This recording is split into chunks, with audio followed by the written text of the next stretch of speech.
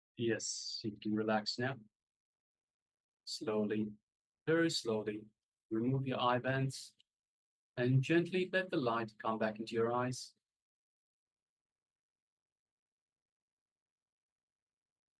And now you can take a moment and share with us what was revealed to you in your third eye. What was the number that we displayed this time? So once again, we displayed a number. Requesting participants to let us know what number we displayed. Please take a moment. Already we started receiving the sharings. Marupa says 360. All right, thank you, Ma, for sharing. Ma. And we have Ma Wave in me shares 356. All right, thank you. Yes, thank you, Ma. And we have Klaus Iyer that shares 245. Yes, thank you very much for sharing. And Ma Anna Fan says 23 and 36.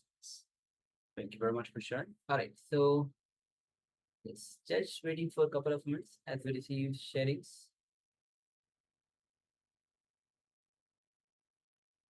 Ma Xiaowu says shares 27 and 38. Yes, thank you very much for sharing, Ma. So now we'll be projecting the image that we have shown before, the number basically. So it's 88. Yes, we have number 88. All right, so Ma Anpa says 360. We don't have, it's just 88. Okay, thank you. Yes, Ma Wei Wenmei shares 3, 5, and 6. Yes, thank you very much for sharing, Ma. So we have 88. Claudia shares 2, 4, 5. Yes, thank you for sharing. Yes, Ma Anna Fan says 23 and 36. So yes, thank you very much for sharing, Ma. Yes.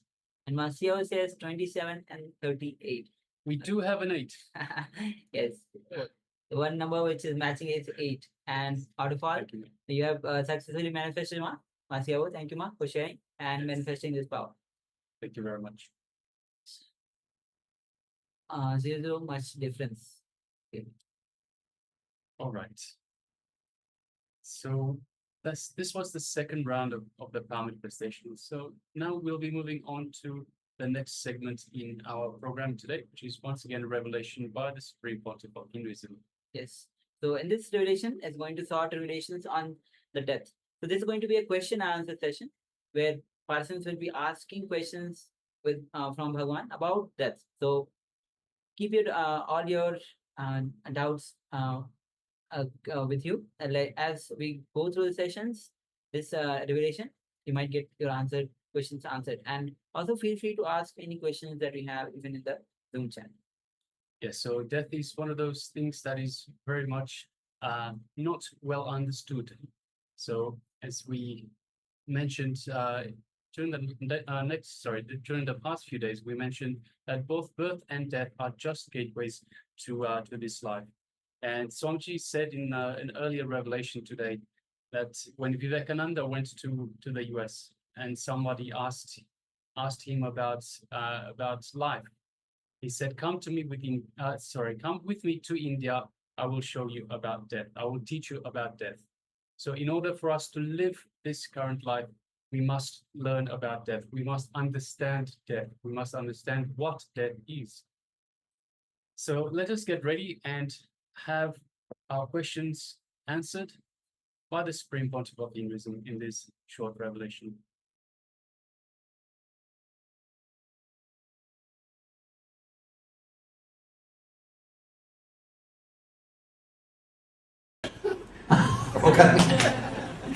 She's asking a question, how the death will be. See, if you have lived at least few minutes of your life without using the body and mind in deep peace, even few seconds, once in your 80 or 90 years, even once, when you leave the body, that moment only will automatically come up, because deepest experience which you had when you are in the body only will open up when you leave the body. See, leaving the body is like a boiling your system. When you boil something, whatever is deepest, that only will come up first. Am I right? Even when you boil the potato, the very strong potato, which does not move, only that will start getting the effect first. The smaller pieces will get the effect later on only. Understand? You have a wrong idea. If you know cooking, you will know. The strong piece only will have the first effect, usually. If you are cooked by yourself, you will understand.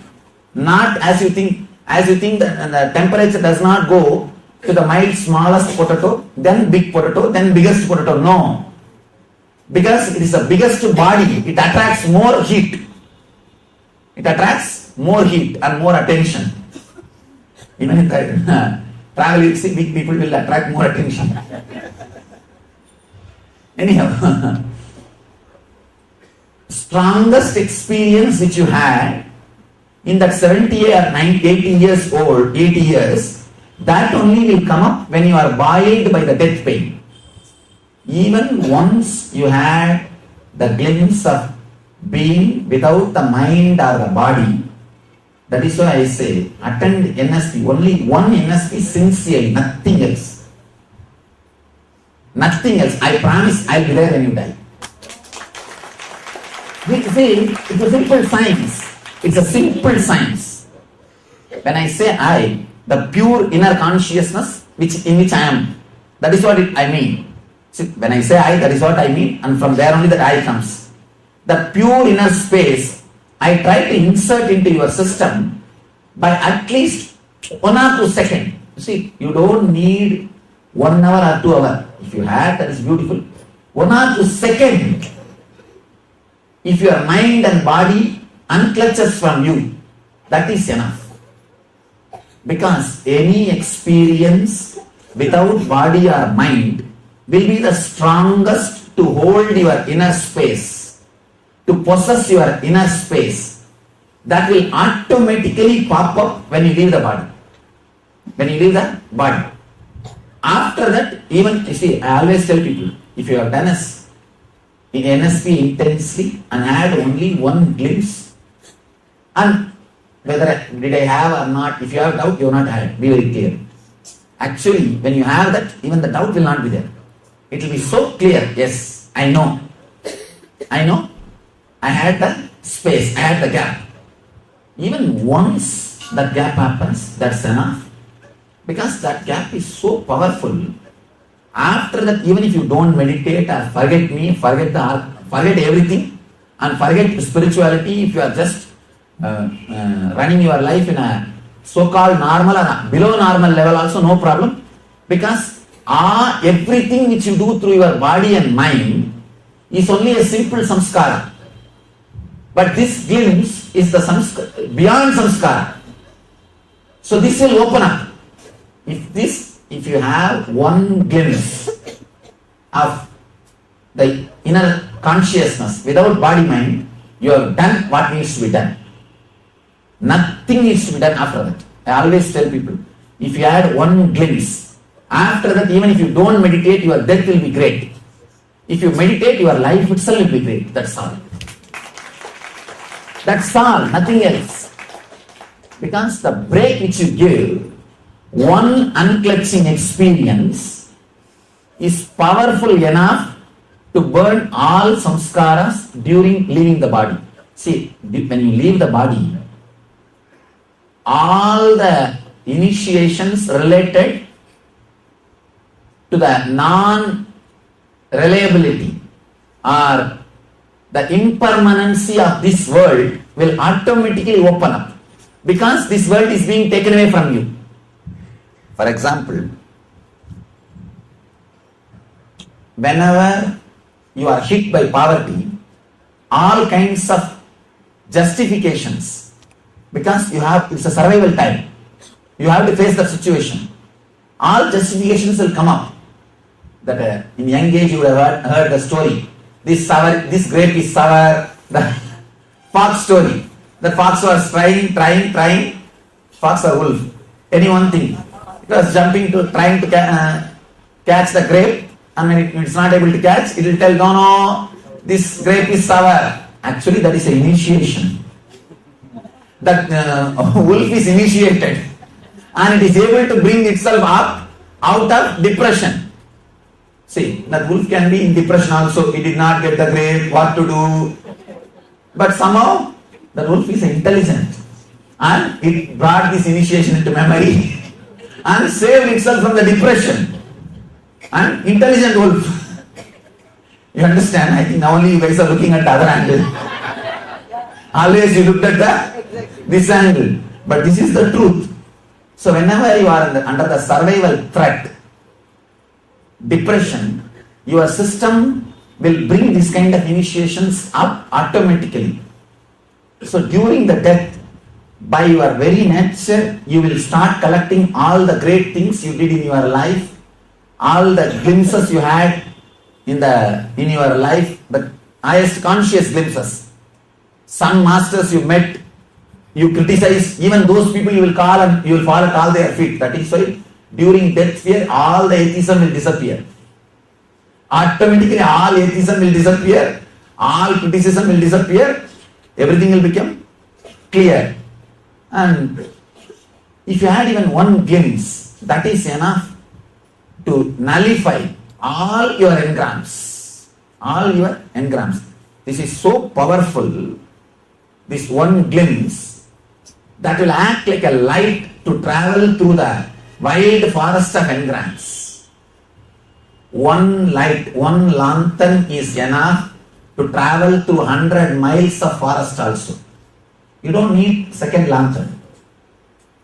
And this is a one glimpse. Is more than enough to travel throughout the journey. Because engrams at that point will be only in black and white. This whole world is engram, samskaram. This whole world will be only black and white.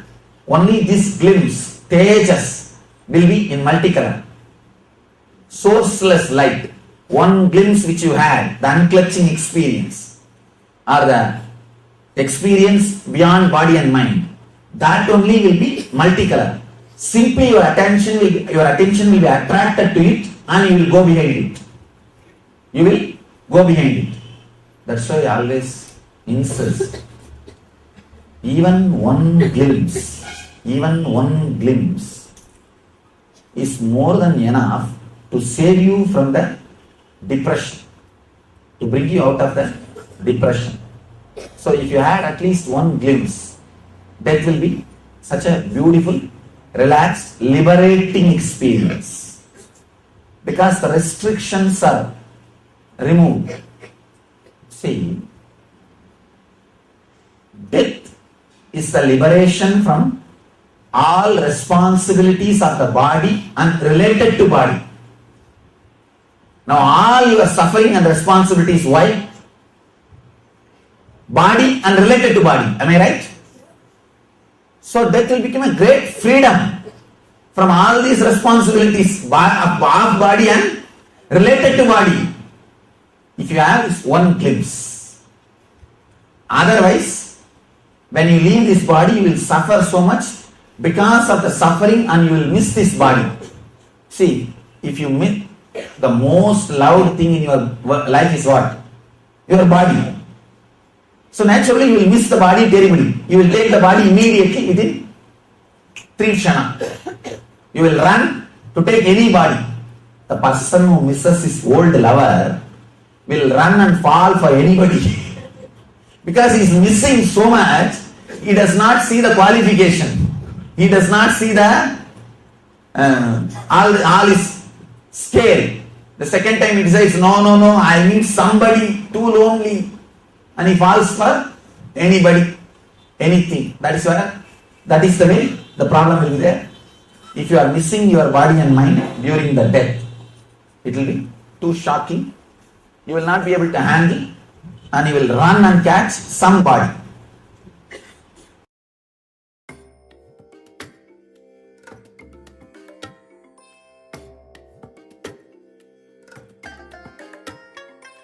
I bless you all. Let you all open all your 3 eyes and manifest the powers of Mahasada Shiva. Om Nithya. Paramashivoham Om Nithyananda Paramashivoham Om Nithyananda Paramashivoham Om Nithyananda Paramashivoham Om.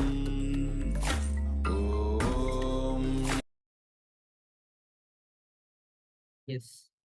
So unless you had the glimpse of that enlightenment, glimpse of the super consciousness. So when you have the glimpse, very smoothly you'll go through the 7 layers. And if you didn't had the glimpse of enlightenment, glimpse of samadhi, you will suffer a lot.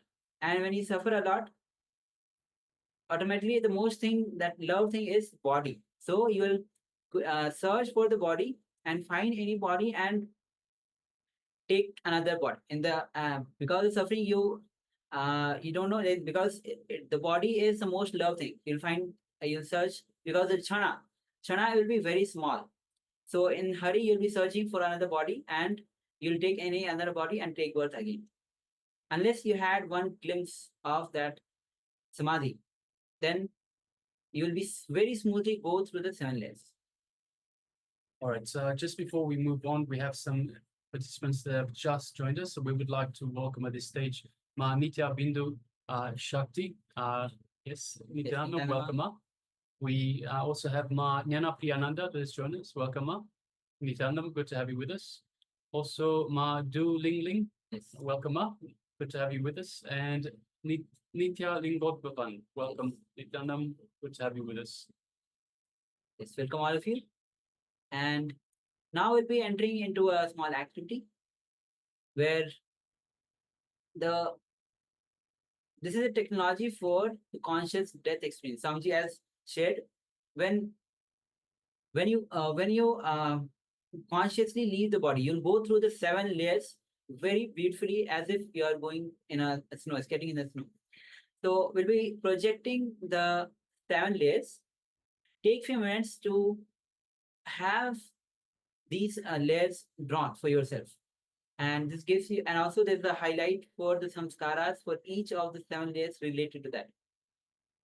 So we've drawn these 7 layers yesterday. So if you have drawn these 7 layers yesterday, you can grab the concentric circles. You can grab that same drawing from yesterday and add to it. So we have the 7 layers drawn, as well as next to it the samskaras that are associated with each individual body layer. So let us take a moment and write these down. We'll be displaying for you shortly, right now. Yes. Take a moment with you, have the notebook and paper with you, and for your reference, keep it, note it down, all the layers of the body and associated samskaras. Please go ahead.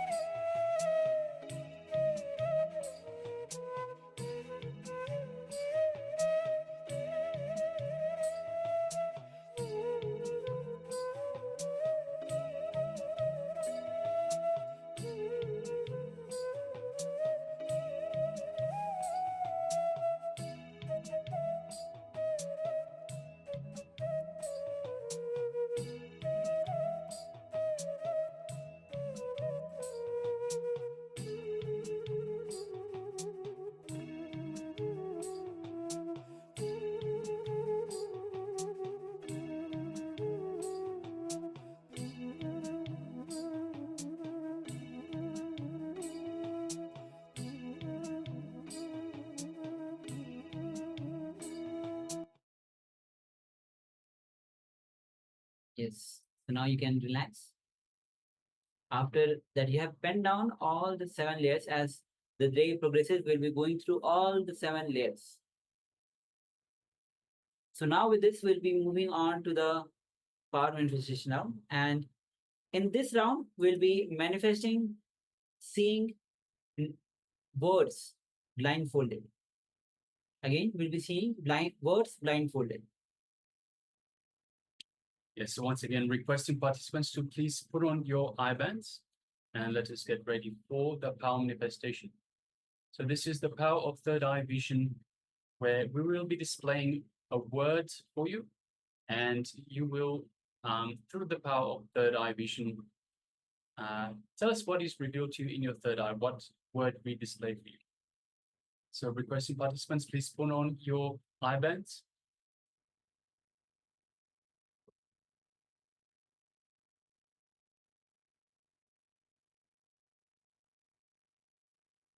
Also requesting Nithya Lingot Bhavan, Ma Shuweting, Ma Tina Aura, Ma Anupama. If you could please switch on your cameras and let us take part in this power manifestation. The power of third eye vision. So we will be viewing through a third eye, through our third eye, we'll be viewing the word that is being displayed for us. So let us sit comfortably with the head, neck, and spine in a straight line. And let us just invoke Swamiji in our inner space. Just a mere remembrance of Swamiji in our inner space invokes the Master. Feel his love, his compassion, his infinite grace showering on us. Feel his energy flowing throughout our entire body, reaching out to every corner of our body. Just take a moment to feel all of that. Push this superconscious energy that Swamiji is radiating into all corners of your body, every cell. You are Swamiji. You are Paramashiva. You are in oneness with both Swamiji and Paramashiva. Just take a moment and feel that oneness, that space of oneness.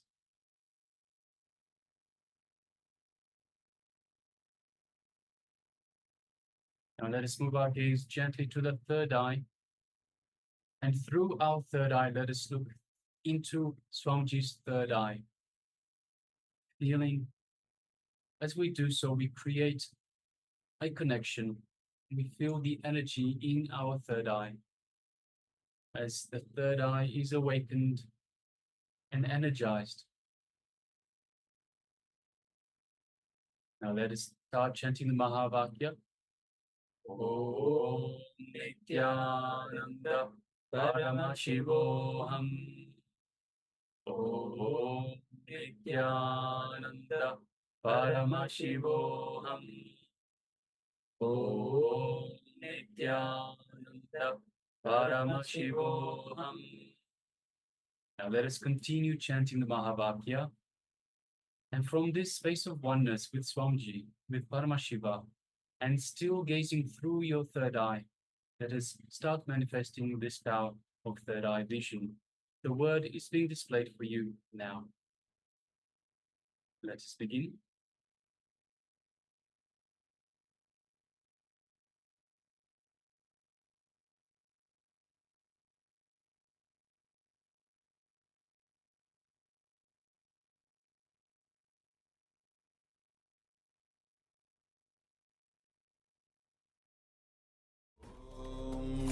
Nithyananda Paramashivoham. Om Nithyananda Paramashivoham. Om Nithyananda Paramashivoham. Om Nithyananda Paramashivoham. Om Nithyananda Paramashivoham.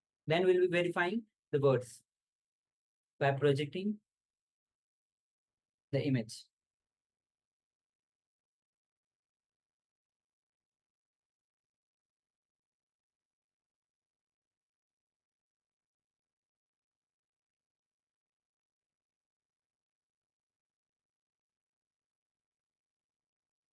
Yes, Sri Nithya Lingotvan says yellow, red, and green. All right, thank you for sharing.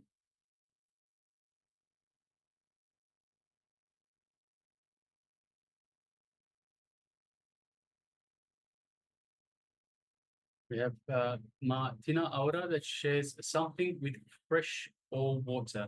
Yes, thank you very much for sharing.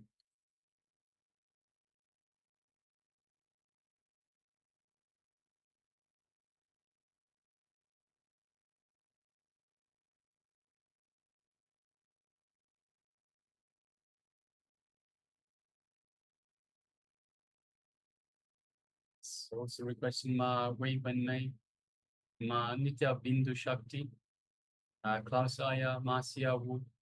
You could all please share as well what was revealed to you in your third eye. Yes, Ma Nitya Bindu Shakti shares, I feel a kind of space. There are white clouds, sky and places, palaces, yellow and red ones. There are gold thrones, red roses, paintings, and people sitting. Yes, thank you very much for sharing. And Ma Xiao says yellow, white, green. All right, thank you for sharing, Ma. Thank you, Ma.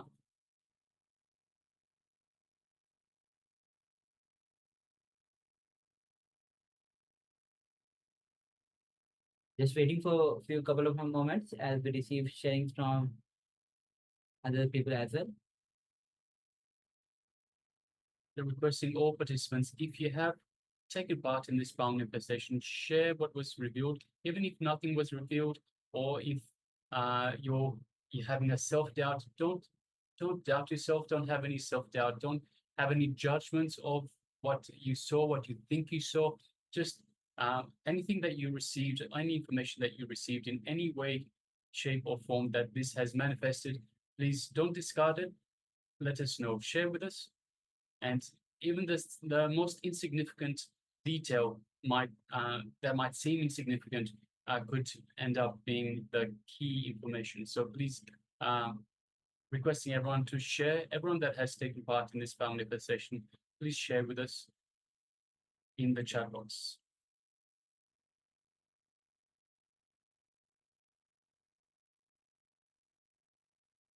All right. So let's move to the verification. We'll be projecting the image that the word that we had shown before. Yes, so we have the word Nithya, which is eternal. Yes. And also we have one bird on the left corner, which is flying. So yes. Yes, so let us have a look at the sharing. So we have Sri Nithya Lingotvavan that shares yellow, red, and green. So the bird, we do have the bird itself that has green, red, and yellow or orange. We have the word itself, Nithya, that is in yellow. So yes, thank you very much for sharing, Ayan. So not sharing the word itself, but the colors that are involved. So yes, thank you. Yes. Martina says something with fresh or water. All right. Thank you for sharing. Nithya is eternal, so in a way, it's always fresh. Yes. Yes. Always fresh, always new. And Manitya Bindu Shakti shares, I feel kind of space. There are white clouds, sky, and palaces, yellow and red ones. There are gold thrones, red roses, paintings, and some people say. So we don't have people or the clouds, but we definitely have the yellow color. And of course, a kind of space, Nitya being eternity, it is the space of eternity. And yes, thank you, Mark. Thank you for sharing. Also, in terms of we have paintings. So we have the painting of a bird in the top left-hand corner. Yellow and a little bit of orange, maybe a slight shade of red as well. So yes, Mark. And Marcia shares yellow, white, green. I have think this world, or you might be saying of the world. Yes. Yes, great. Yes. So definitely we have the yellow and green and even white. The just at the edge of the bird's our body. Yes. So we definitely have all the colors, and even you thought the word of Nithya. Nithya, it is. Thank Yes. you. You have successfully manifested this power. Great. So celebrate every power manifestation. Remember, it's not just about the manifestation or seeing word or numbers. It's about you manifesting Paramshivha through you. You know that when you manifest, the Paramshivha exists. Paramshivha is manifesting through you, and the possibility for you to be in that space exists for you. So go on manifesting the power and to create the space of that oneness. All right, let us now get ready for round number 2. So requesting participants once again to put on their eye bands.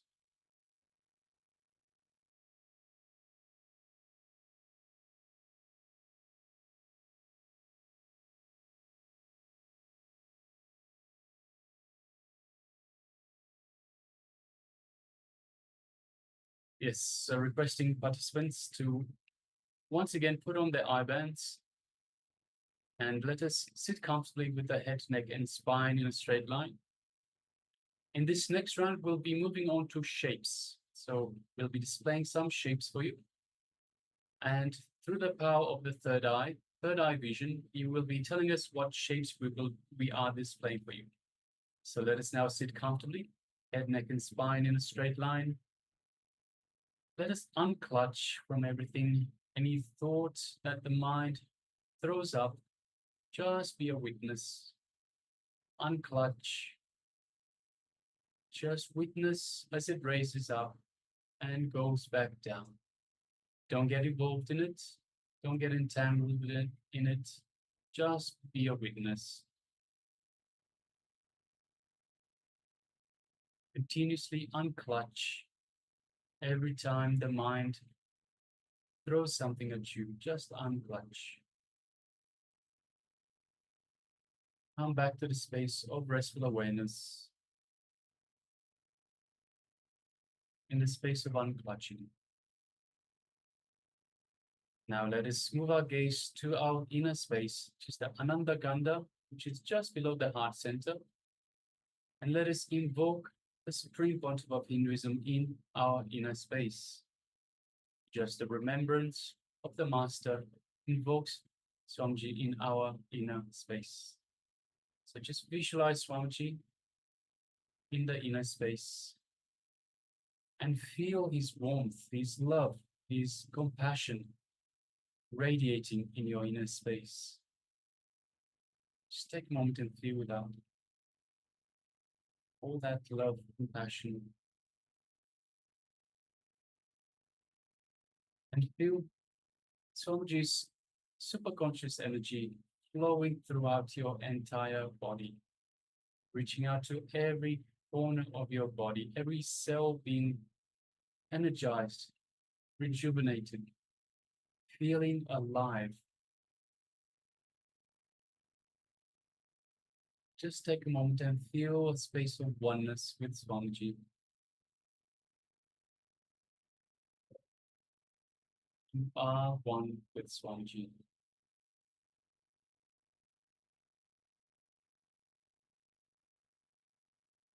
Now let us move our gaze gently to the third eye. And through the third eye, let us look into Swamiji's third eye, creating a connection. So the third eye between the eyebrows. Visualize Swamiji's third eye. As we look through our third eye, we create a connection. And we feel this energy in our third eye. As the third eye is awakened and activated. Now let us start chanting the Mahavakya. Om Nithyananda Paramashivoham. Om Nithyananda Paramashivoham. Om Nithyananda Paramashivoham. Continue to chant the Mahavakya. And let us start manifesting this power of the third eye vision. Your image with the shapes is being displayed for you now.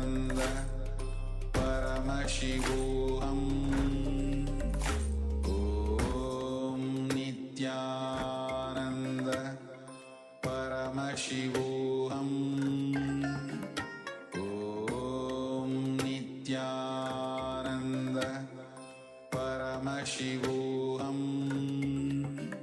Om Nithyananda Paramashivoham Om Nithyananda Paramashivoham Om Nithyananda Paramashivoham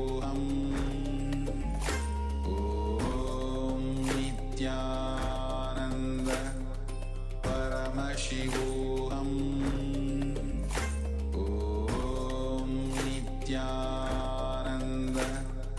Paramashivoham Om Nithyananda Paramashivoham Om Nithyananda Paramashivoham. All right, you can relax now. Slowly, very slowly, remove your eye bands and gently let the light come back into your eyes.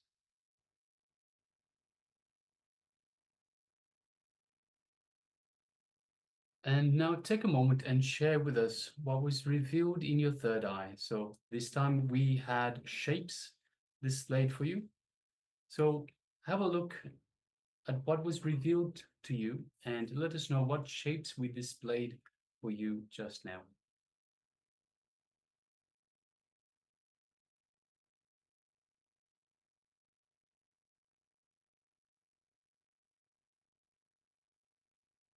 Also requesting all participants that have the cameras switched off, please switch on your cameras and be available in the camera frame itself. Yes, we have a sharing from Sri Nithya Lingodbhavam that says violet, the color violet. Yes, thank you for sharing, Aya. Yes. So we displayed some shapes for you. You can let us know the colors of the shapes that we had as well, the colors that we had on the screen itself.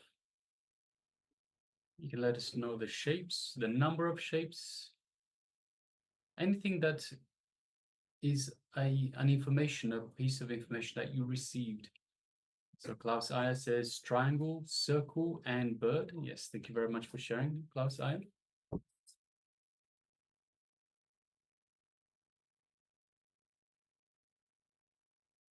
So requesting all other participants, Ma Siavu, Ma Nithya Bindu Shakti, could please let us know what was revealed to you in your third eye. Also requesting Ma Kaylee Wang, if you're there, Ma, your camera is switched on, but we cannot see you. Ma Nitya Bindu Shakti shares white, yellow, brown, house shape, Yes. kala, and purple, huge space. Yes. Thank you very much for sharing, Ma.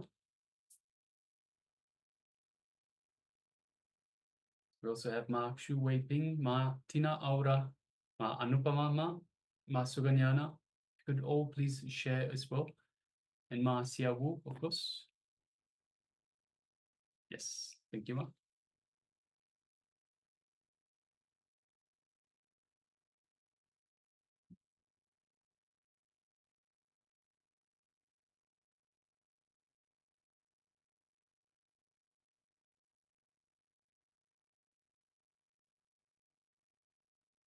Just going to give a couple more moments to give everyone a chance to share.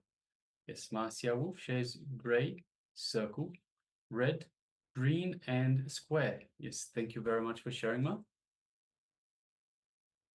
All right. So with this, let's move to the verification. We'll be showing you the shapes that we have. Yes. So as you can see, we have a sea of shapes, a number of different shapes all over the place. Lots of shapes. You can see circle, we can see hexagonal, we can see triangles, and there are lots of dots which are kind of circles. Yes, we have And diamonds as well. yes, diamond. We have lines which are connected in various ways. Yes. And of course, we have it on a background of violet. So we have Sri Nithya Lingodbhavan that said violet. So we definitely have the violet background for all the shapes. Yes, thank you very much for sharing, Aya. Now, so Claudia says triangle, circle, and bird. So definitely we have the triangles, lots of triangles and circles. The big circle in just in front, and every triangle has the circles at their end, at the meeting point, and birds. So we don't have a bird, although on the right-hand side, we have all the hexagonal shapes that sort of might look like the feathers of a bird. So the whole structure on the right-hand side. So maybe you interpreted that as a bird, Aya. Thank you for sharing and congratulations. Yes. We also have Ma Nitya Bindu Shakti that shares white, yellow, brown, house, space, color, purple, huge space. So we do have the purple, the violet, purple, similar sort of colors. We have white, we have a lot of white. Yellow, we don't have much yellow. Brown, house. So we don't have house, we have all the different shapes. We have the hexagonal shapes. Maybe that can look like a house. Space, color. So the way the design is, it sort of gives a feeling of deep space. Yes. And huge space, yes. So yes, thank you very much for sharing, Ma, and congratulations for manifesting. And Masio says gray, circle, red, green, square. Square. So we definitely have the circles, lots of circles, and just a big circle in front. Red, the background itself is kind of a reddish. You can interpret that as a reddish color. And green, we don't have green though. Square. That we have in the middle a kind of a diamond structure. It's, if you just look at it, it gives a, it's not though fully square, but kind of rectangular. But yes. Yes. Thank you very much for sharing, Ma, and congratulations. Yes. All right. So that was the second round of the palm manifestation. Congratulations to all our participants. You are doing great. Thank you. So with this, let's move to the first layer, which is the physical body, physical layer. So in this revelation, just a short intro, and I'll sound you leading us into a guided meditation. So let's prepare ourselves for this, and let's enter into this revelation on the physical body.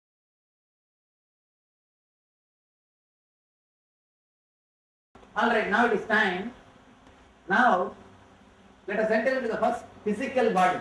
In physical body, there is nothing much to be learned. There is nothing much to be done. I am just preparing you with this meditation to enter into the meditations.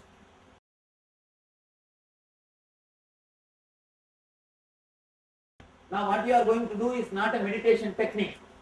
It is just preparing you, preparing your body. It's like warming up. Preparing your body to enter into the deeper levels, deeper layers. The physical level, nothing much needs to be done. Whatever can be done, you are doing. Whether giving food or anything, you are already doing. All we need to work is only inner level, inner layers. Second layer onwards only. But the first layer, we will prepare the body so that this next 2 days we will be able to meditate. Just for that.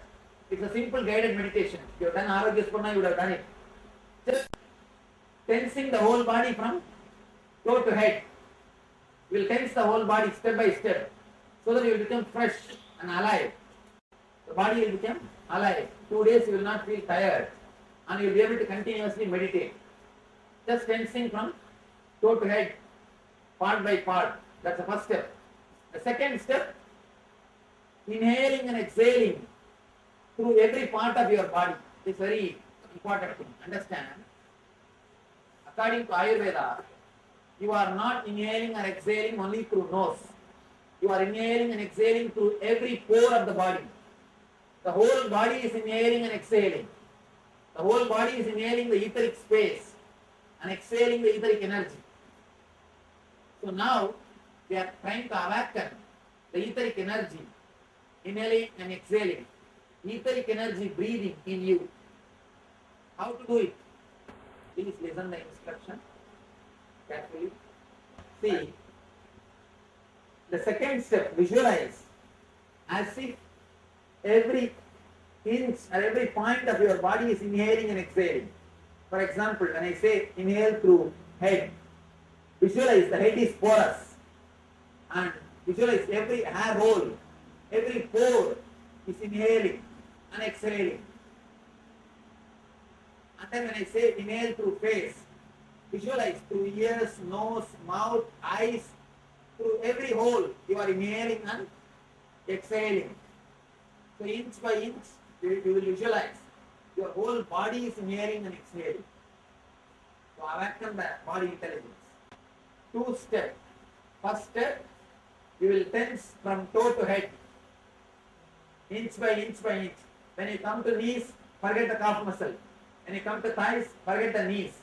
Inch by inch, you will tense. This is the first step, from toe to head. Next step, from head to toe, you will start inhaling and exhaling through that part of the body. I will guide you step by step. I will guide you step by step. Please stand up. Tie the ribbon. Close your eyes and tie the ribbon. Make enough space. Do not keep sharp things on the ground. Even if you fall, you should not hurt yourself. Do not keep pen or specs, sharp things on the ground.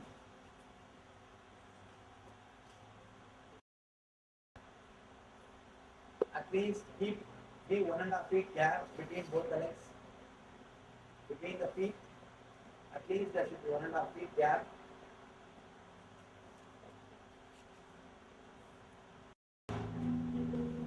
Do it slow.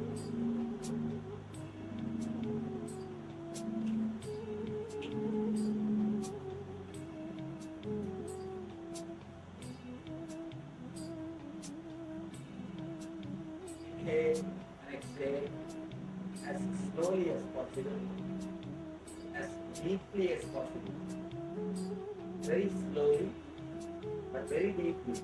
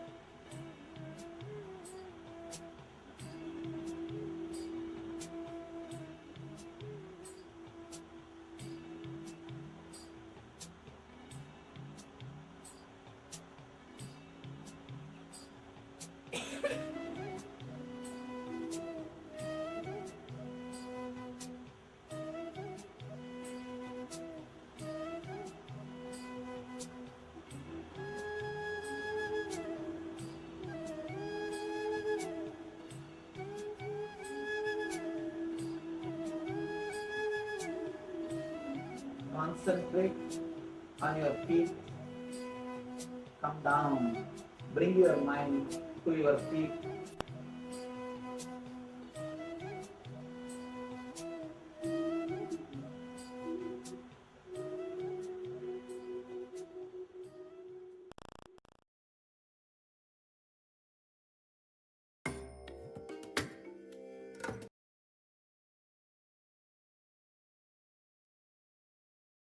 Yes, welcome back.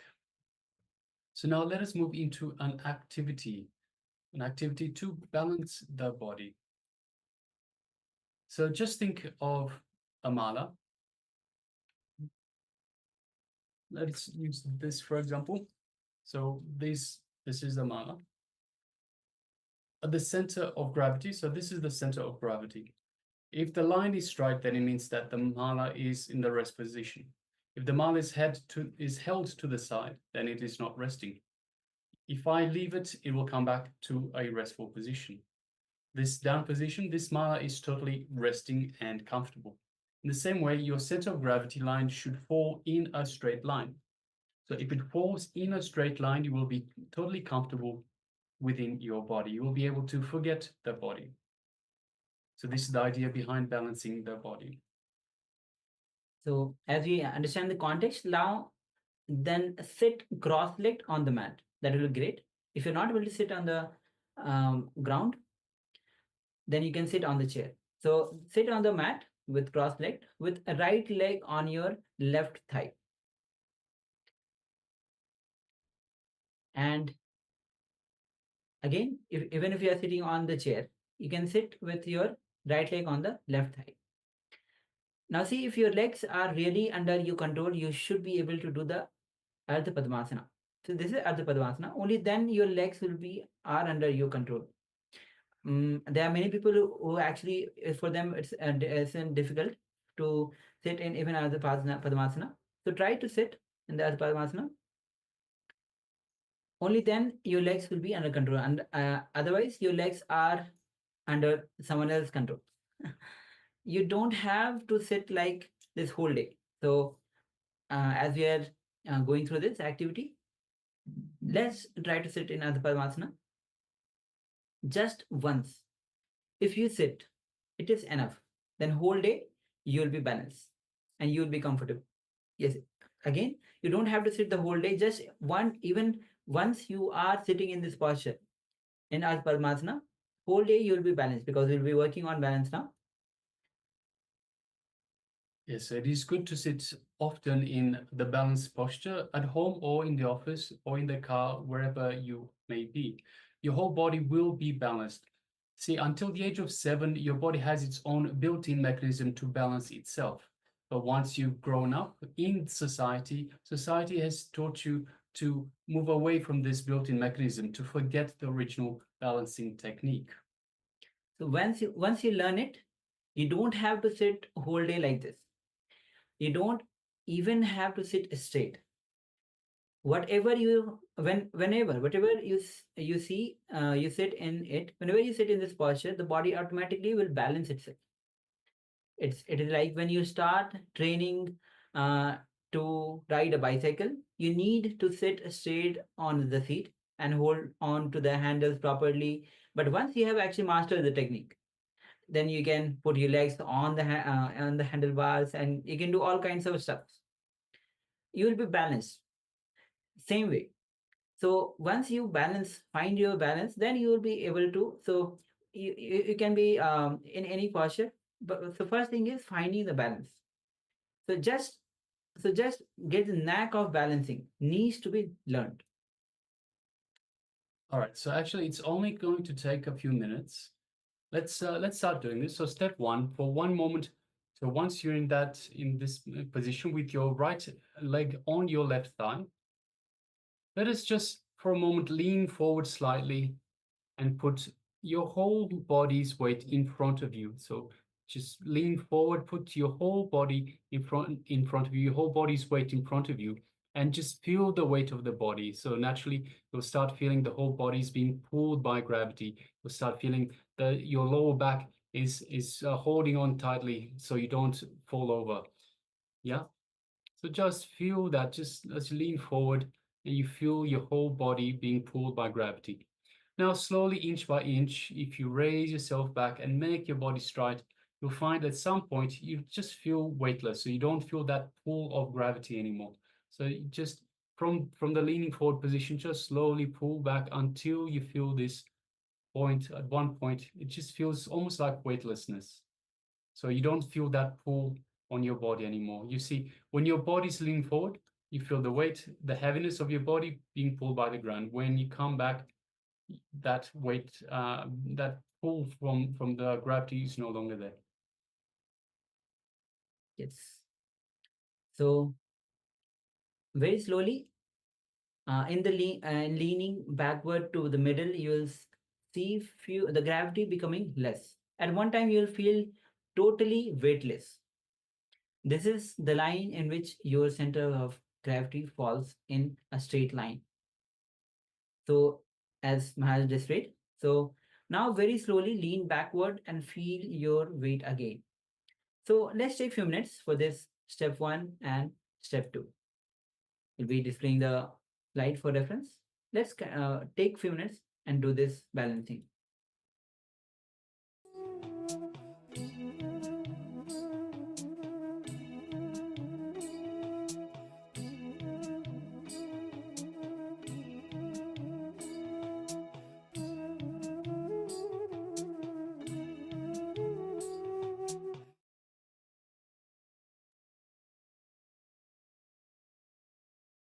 Now, step 3 also, slowly bring yourself back to the straight position from the as you have leaned backward.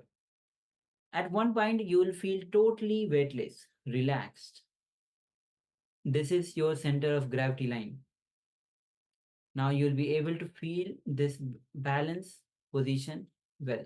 So again, go through the steps 1, 2, and 3 and find the balance. Check the balance. How when you're leaning forward and backward and then in the center, how you're feeling the gravity and the weightlessness.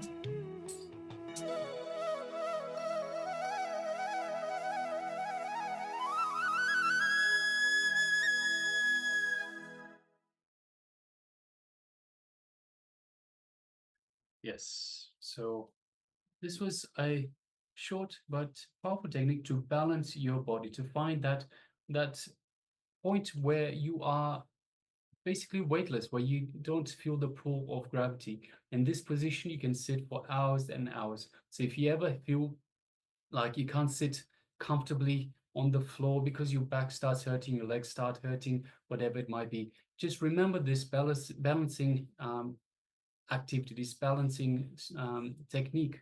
Just keep doing this, keep finding that middle spot where the weightlessness is. And once you find that, you can sit in this for hours. Your back won't hurt, your legs won't hurt either.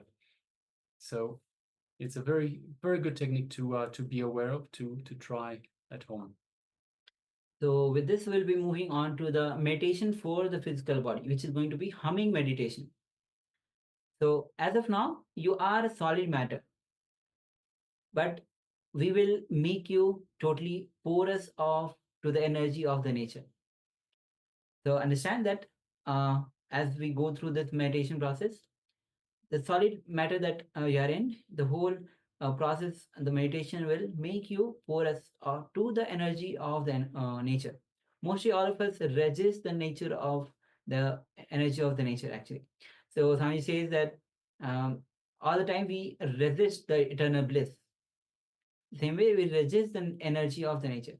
Understand? In part of your body where you feel cold, where you feel cold air is touching you. If you don't resist and just allow the cold air to pass through you, you will never have the problem with nature's energy around you. If you have this basic understanding, if you have this basic relationship with nature, you will not fall sick due to cold and such things to do with nature. At least that much you can manage. So this balancing will help you. And moreover, becoming energy will make you porous to nature itself. So let's enter into the meditation. This is humming meditation technique. So start humming as deeply as possible and as loudly as possible. Think of yourself as a hollow vessel and start humming. See how in the hollow vessel, when you produce any humming sound, it will just fills, the sound itself fills up. Forget your body, forget your mind, just become the humming. And start humming as deeply possible, as loudly as possible. Put your whole effort in the humming. So, requesting all the participants to start humming with with full, as deeply as possible, as slowly as possible. Even if you have a slight tremble in the body or cough or the above, there's nothing wrong. Continue as deeply and intensely as possible. Forget everything else. Just become the humming.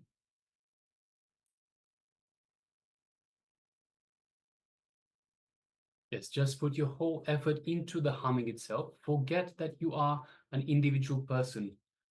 Drown yourself in the energy that is being created from the humming, and just forget the body and the mind. So when you create the humming sound, it is important you have the lips close together, and you just push the air into the mouth region, and it just makes that reverberation sound. So if I can show.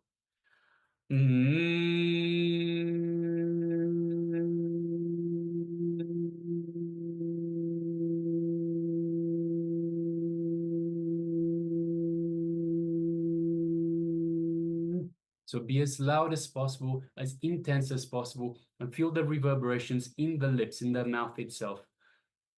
So requesting everyone, you can sit in the same balancing posture that we showed earlier, with the right leg on the left thigh, and find that balance once again, and let us start humming again. So start humming as deeply and as powerfully, as intense as possible.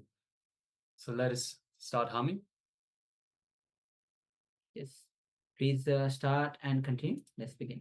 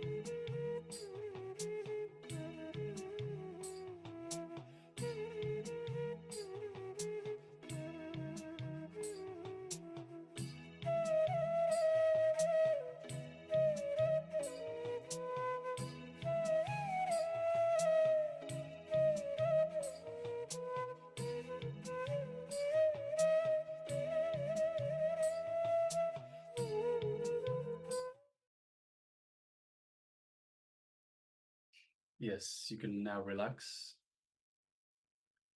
So that is a very powerful technique, very powerful meditation.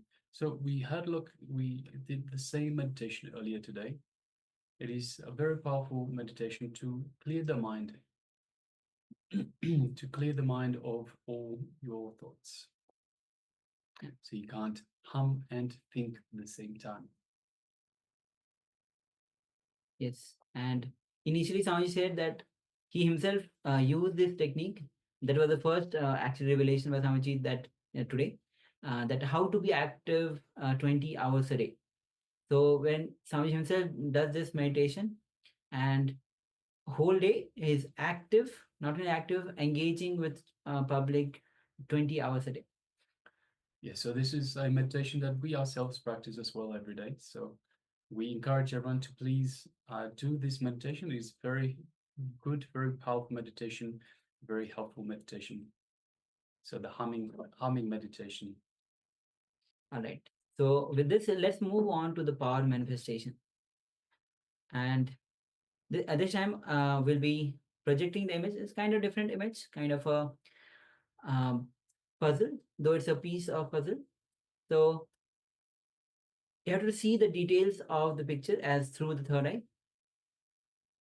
So take a moment and cover your eyes with the blindfold or the piece of cloth.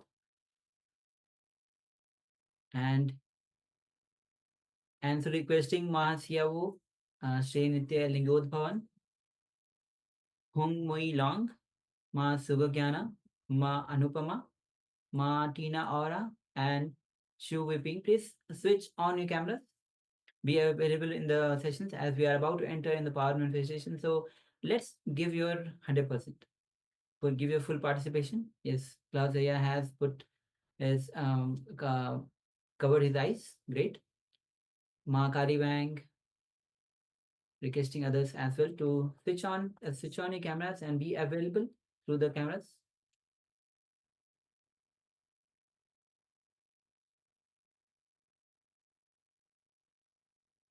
All right. So as you sit with your head, neck, spine in a straight line, close your eyes. Visualize Swamiji in your inner space. His energy flowing through your all trillions cells of your body, filling with energy. He's radiating the love and compassion through you.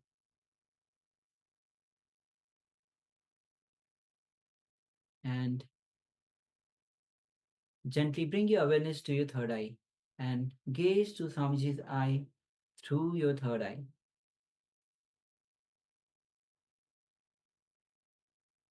Remove all your self-doubts, self-hatred, self-denial. Unclutch from every single thought. Unclutch from every single identity that you carry.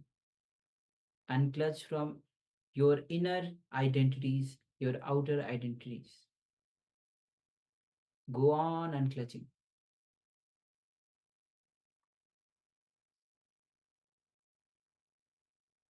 Now, let's start chanting Mahavakya. Om Nithyananda Paramashivoham. Om Nithyananda Paramashivoham. Om Nithyananda Paramashivoham. As you keep vibrating with the Mahavakya, with the deep feeling connection with Bhagavan, let's enter into this manifestation. The image is now being projected. Let's begin. Paramashivoham Om Nithyananda Paramashivoham Om Nithyananda Paramashivoham Om Nithyananda Paramashivoham Nithyananda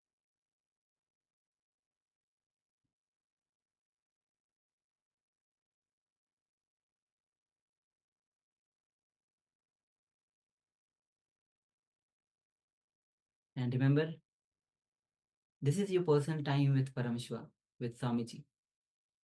The more and more you manifest the powers, the more you feel your connection with Swamiji increases, the more it deepens, the more you manifest the power, the more Nirvikal Samadhi, the more you manifest the power, the more oneness grows in you. So go on manifesting the powers. And the more you are manifesting the power, as you are getting closer to oneness, deepening your connection with Swamiji, ultimately your self-doubts, your patterns are breaking. Your self-doubts are getting reduced, your patterns are breaking, you are breaking one of the limitations within you. And the moment you start breaking your limitations, your patterns, you see the new possibility, a new manifestation in your life, new opportunities in your life.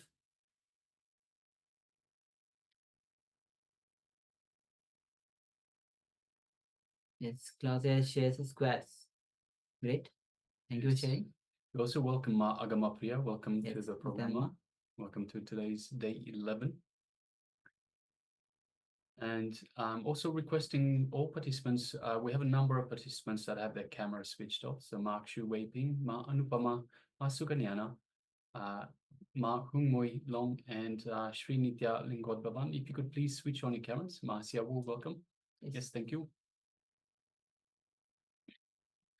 And if you have taken part in this power manifestation, requesting everyone to please share what was revealed to you. What was it that we displayed for you? So today's power manifestation is the power of third eye vision.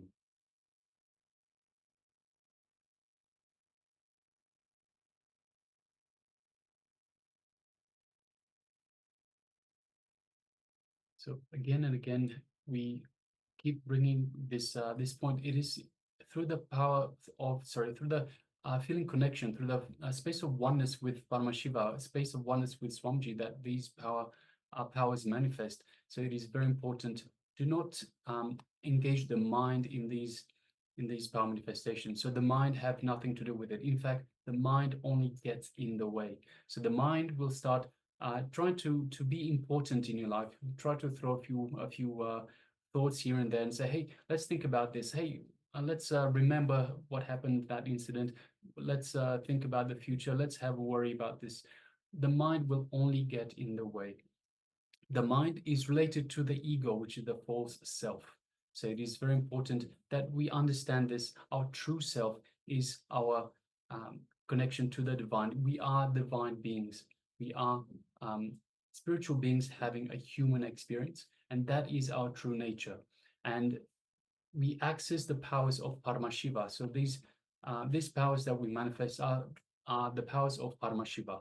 And we access these powers through the oneness with Paramashiva. So through the feeling connection, through the space of oneness. So that's why we keep saying, unclutch. Don't let the mind play tricks on you. Don't have any doubt, any judgments. That is all from the mind. That is all from the false self, from the ego. Everything from the space of oneness is Paramashiva. So the power manifest from Paramashiva, the mind is only getting in the way. So as you start manifesting the powers, you'll see a deep relaxation, a deep silence in you. And the self-doubts that you have been struggling with, you'll see that you are getting rid of those self-doubts. And the more gratitude flowers in you. And as you manifest, and this is the way you drop your logic and the moment you start getting closer to oneness, your TPS, somebody says that your TPS starts getting reduced. And the more your DPS reduces, the more bliss happens, the more health happens, and more you manifest not only health and so much of calmness, peace that happens in you, you manifest outside as well. You are able to work in much better way without worries, without fear. Of course, TPS stands for thoughts per second.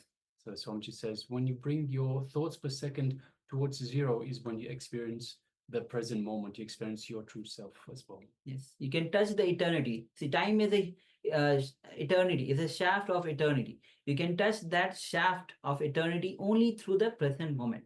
The moment you are in the present, you are touching that shaft of eternity. All right.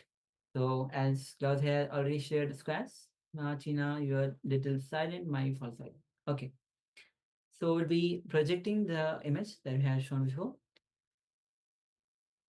Yes, so as you can see, it's we have the silhouette of two people and a couple of puzzle pieces that are being put together. In the background, you can see some, I suppose, sunrise perhaps, or maybe sunset. There are some clouds in the sky. The clouds look almost like they're on fire.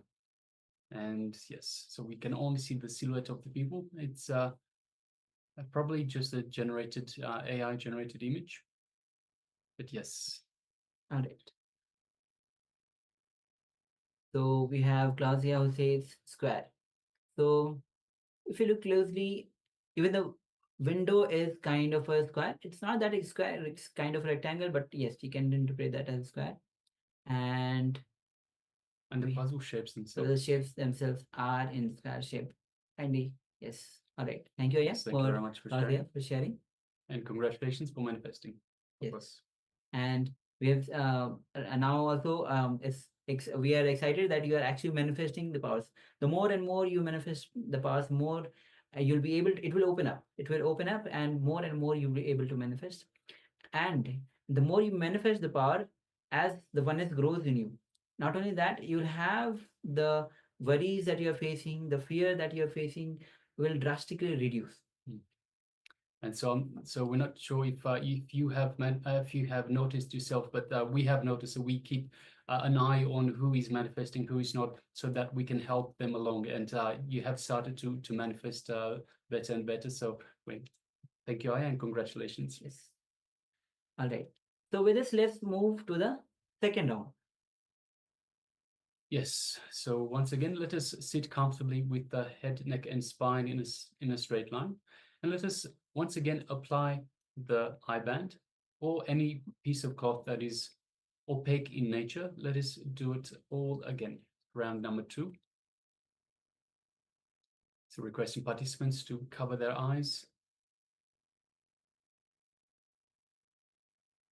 And sitting comfortably with the head, neck, and spine in a straight line. Make sure you are comfortable, otherwise your mind will start playing tricks on you again. So find a comfortable position and let us just unclutch from anything else, anything the mind is throwing at you. Just observe, be a witness, but don't get engaged in it. Don't get involved. Don't acknowledge it. Just, you can label it, say, yes, this is a thought, this is a worry, this is whatever it is, but don't get involved in it. Just let it go back down. Just the way it comes up, it goes back down. We don't need to involve ourselves in it. We just remain unclutched. Again and again, we just unclutch by becoming the witness. Now, let us move our attention to the inner space, the Ananda Ganda, which is just below the heart center. So just below the center of the chest is the Ananda Ganda, around the solar plexus area. And let us visualize Swamiji in our inner space, in our Ananda Ganda. Just the mere remembrance of the Master invokes him in the inner space. Let us now feel his love, his compassion, his infinite grace throughout our entire body as he's radiating these qualities within you.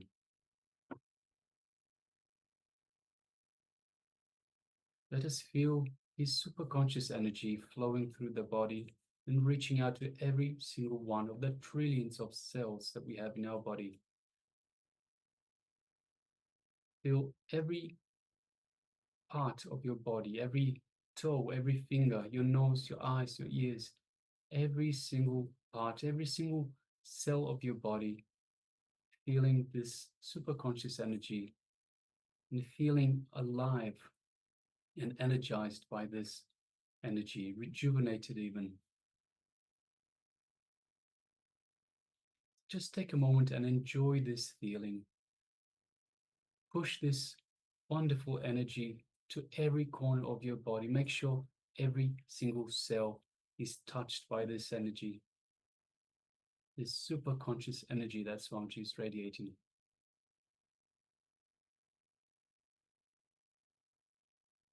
Let us enjoy this space of oneness with Swamiji, the Supreme Pontiff of Hinduism, the living avatar and incarnation of Paramashiva himself.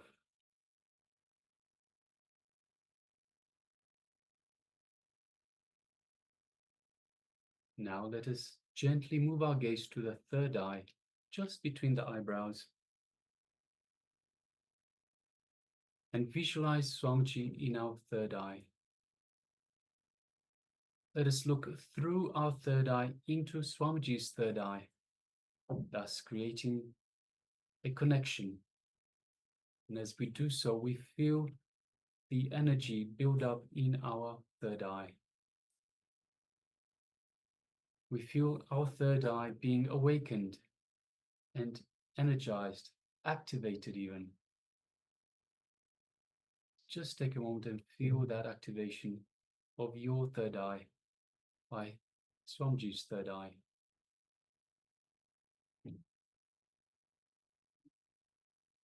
Now let us chant the Mahavakya. Om Nithyananda Paramashivoham. Om Nithyananda Paramashivoham. Om Nithyananda Paramashivoham. Let's continue chanting the Mahavakya. And let us start manifesting this power of third eye vision, as once again the image is being displayed for you now. Let us begin. Om Nithyananda Paramashivoham. Om Nithyananda Paramashivoham.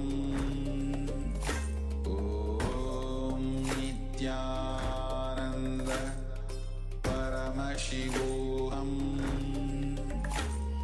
Om Nithyananda Paramashivoham. Om Nithyananda Paramashivoham. Om Nithyananda Paramashivoham. Om Nithyananda Paramashivoham. Om Nithyananda Paramashivoham. Om Nithyananda Paramashivoham. Om Nithyananda Paramashivoham. Om Nithyananda Paramashivoham. Om Nithyananda Paramashivoham. Om Nithyananda Paramashivoham. Om Nithyananda Paramashivoham. Om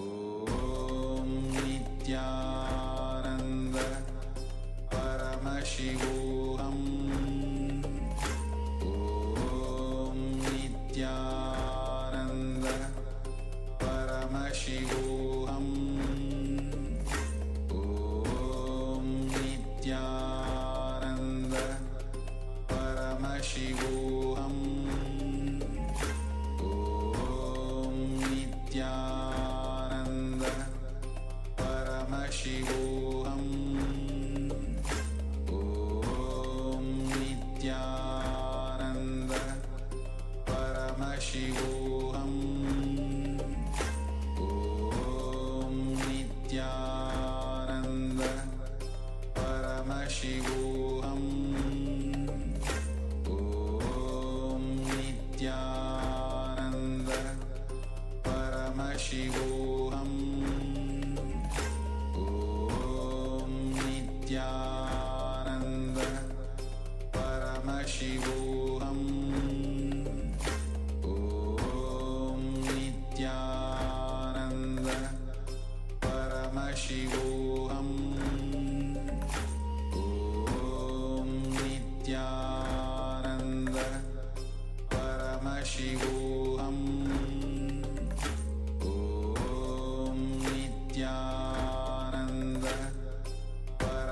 Paramashivoham Om Nithyananda Paramashivoham Om Nithyananda Paramashivoham Om Nithyananda Paramashivoham Om Nithyananda Paramashivoham Om Nithyananda Paramashivoham Om Nithyananda Paramashivoham Om Nithyananda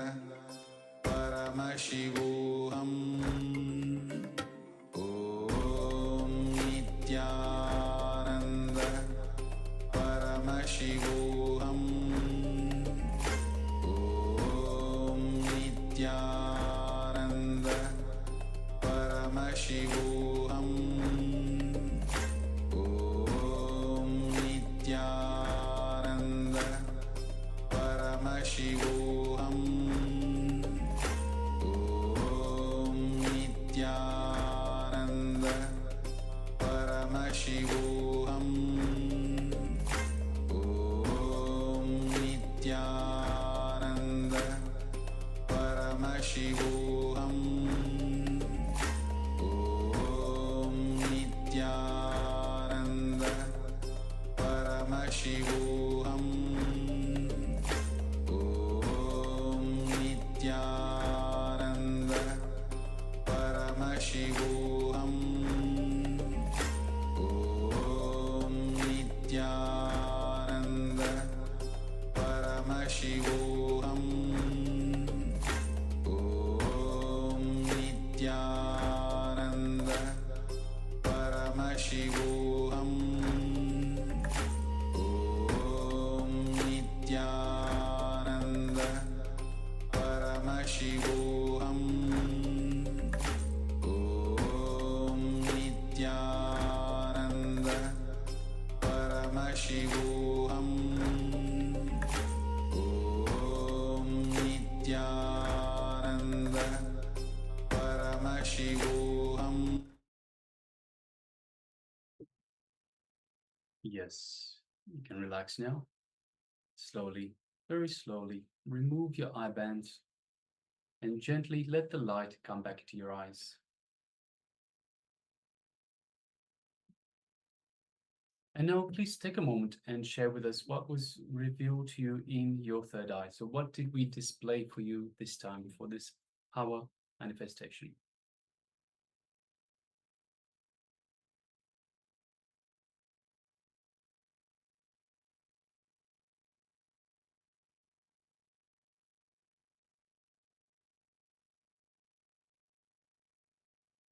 So this is round number 2 of the power manifestation.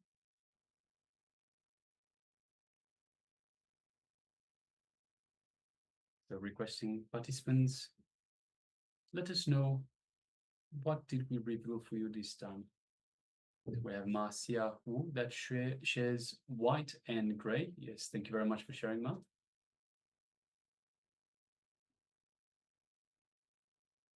And Claudia shares lines white. Yes, Claudia, thank you Thank for you very sharing. much for sharing. And we have Martina Aura that shares light beam, blue, square, and forest. Yes, thank you very much for sharing, Ma.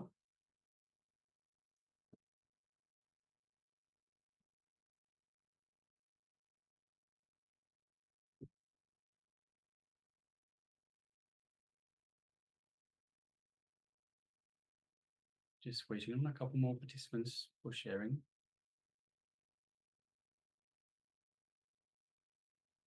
So Ma Agama Priya, if could share with us as well what was revealed to you, Ma.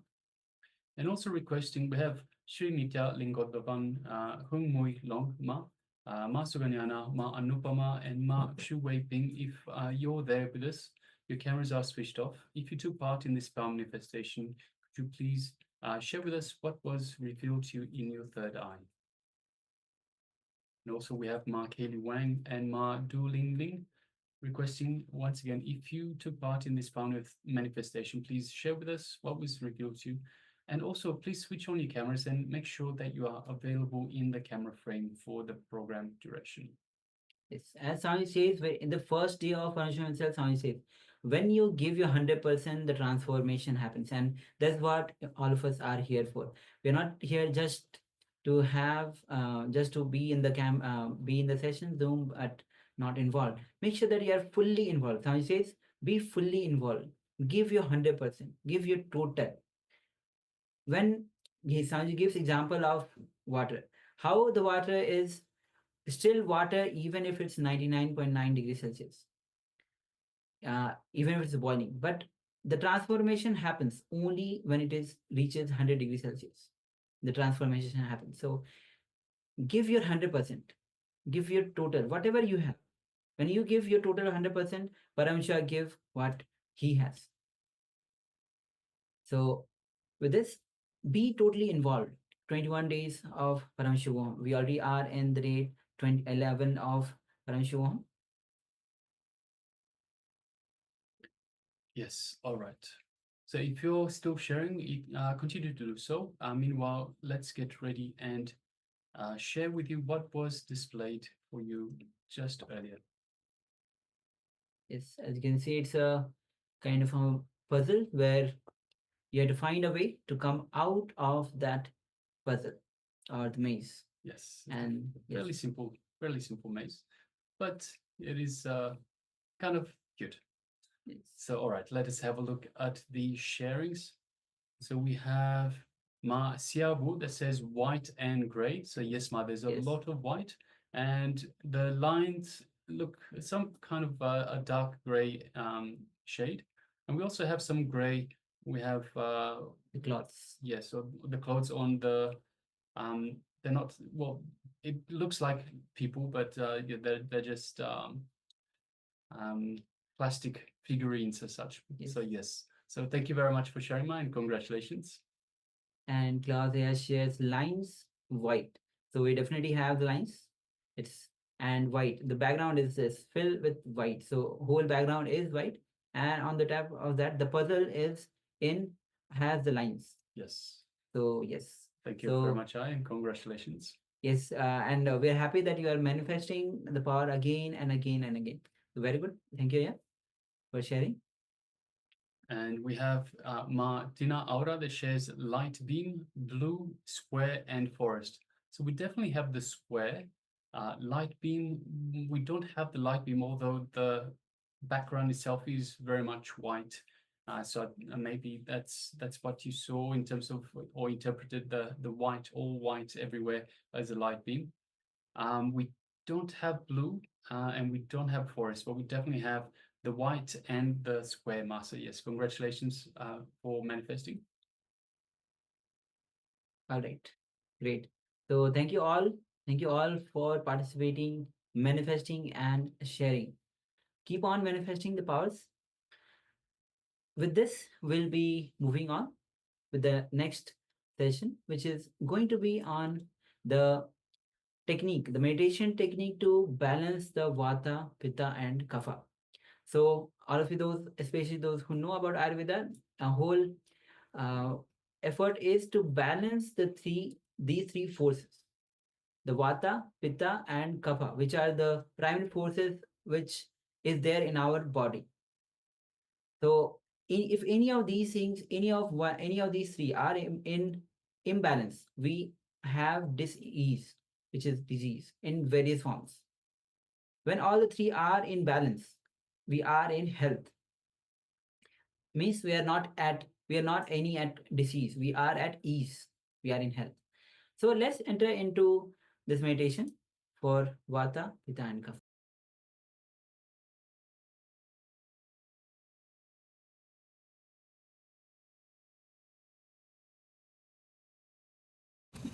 Today we are going to do second technique to balance the Vata, Pitta and Kapha.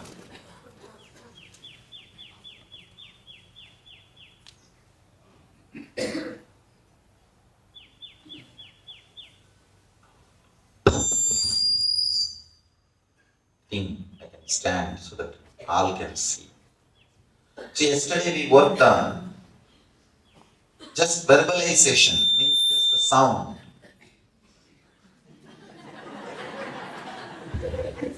Today we are going to work on verbalization, sound and visualization, light. You are going to add visualization into your meditation technique. Very simple change. First step, same Vajrasana, put your hands on the hip and chant the Humkara from the navel, from the Swadhisthana. It should come as deeply as possible and as loudly as possible. See, it literally cleanse the whole pitta energy. Chant the Humkara. Then second step, bend the body and let your forehead touch the ground. Chant the Humkara same way with visualization of white light flowing from your Swadhisthana. See, when you add visualization, you don't know how much work you are adding to your inner space. It's actually, it's workout for your mind. Just like a physical exercise, it's a mental exercise for your mind, so that it will be fresh and alive to go through all the meditation techniques.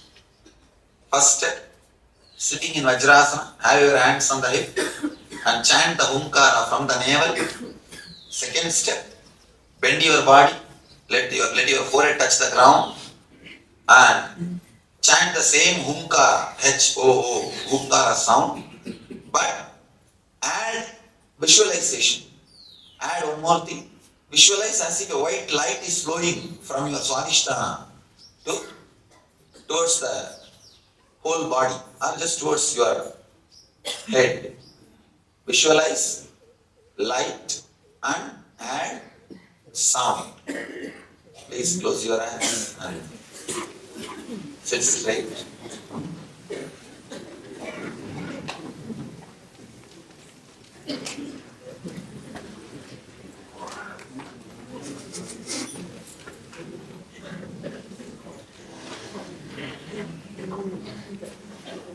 Hi, Nariman.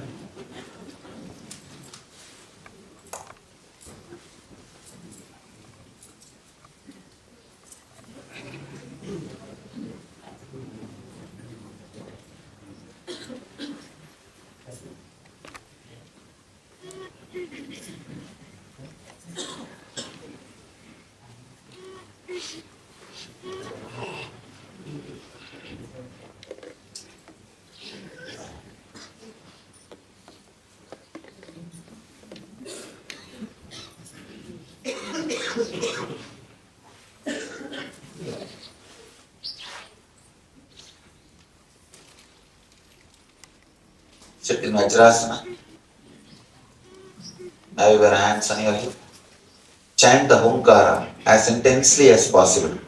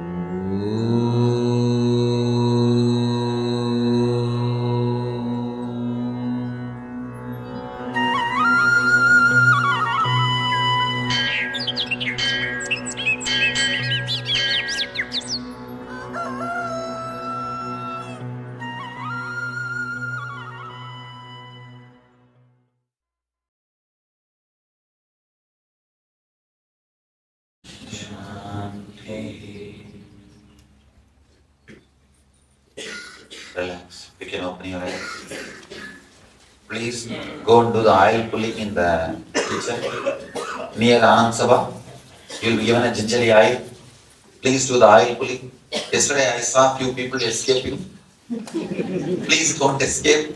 It will actually cleanse your pitta and vada and kapha. See, actually you are continuously coughing because of the kapha. So please do the oil pulling.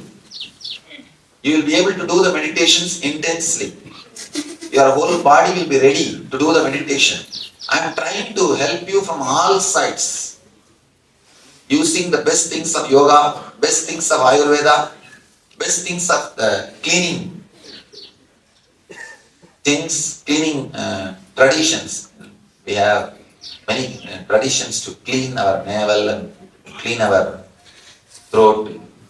And of course, best things of Vedanta and meditation. So please do not think, oh, oil pulling and all is too small thing for me. And these are all too cheap. This Swami is telling me to do all these things. Please don't think. I'm not condescending. I really mean that it will help you. Especially these meditation techniques. It will really help you if you can do it. Please, I have oil. Finish your oil pulling. Yes, Nithya and all of you. So, what a beautiful, powerful meditation to balance the Vata, Pitta, and Kapha. So, whenever you find time, do this Humkara meditation. So, whenever you feel there is an imbalance in the Vata and Pitta layers and Kapha layers, you can always go ahead and do this meditation. Swamiji himself has told. All right. So, with this, So yes, with regards to this imbalance, so Somji has beautifully told us when there is an imbalance in these three, in the Vata, Pitta, Kapha, this is when disease comes in. This is and leading to disease. So it is a very powerful technique to bring your body back into alignment in these three aspects of your body, and it can also bring it out of diseases.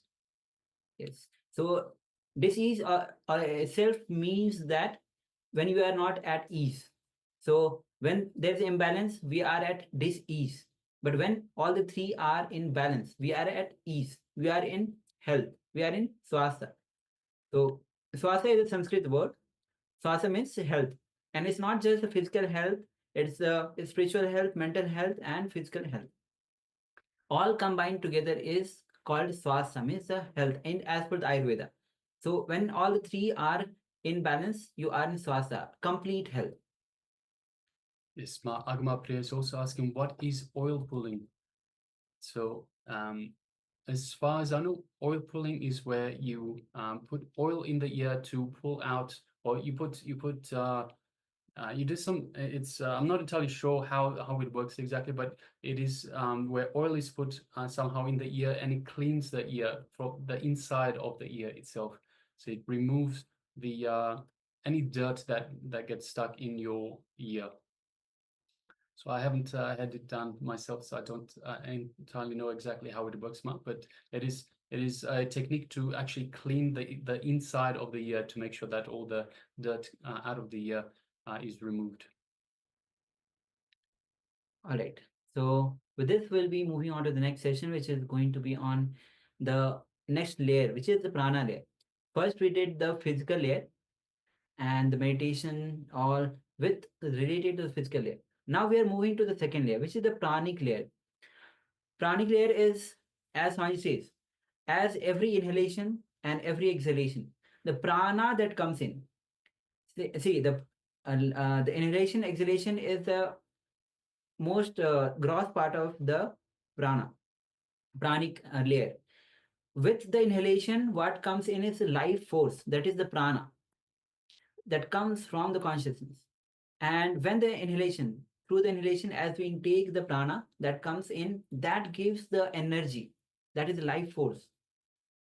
So this whole pranic layer, the second layer, is made of this prana. The more prana that we have, the more energy we'll be having. So we'll be entering into this revelation by Swamiji on the introduction to the pranic layer. So please come to the space of listening and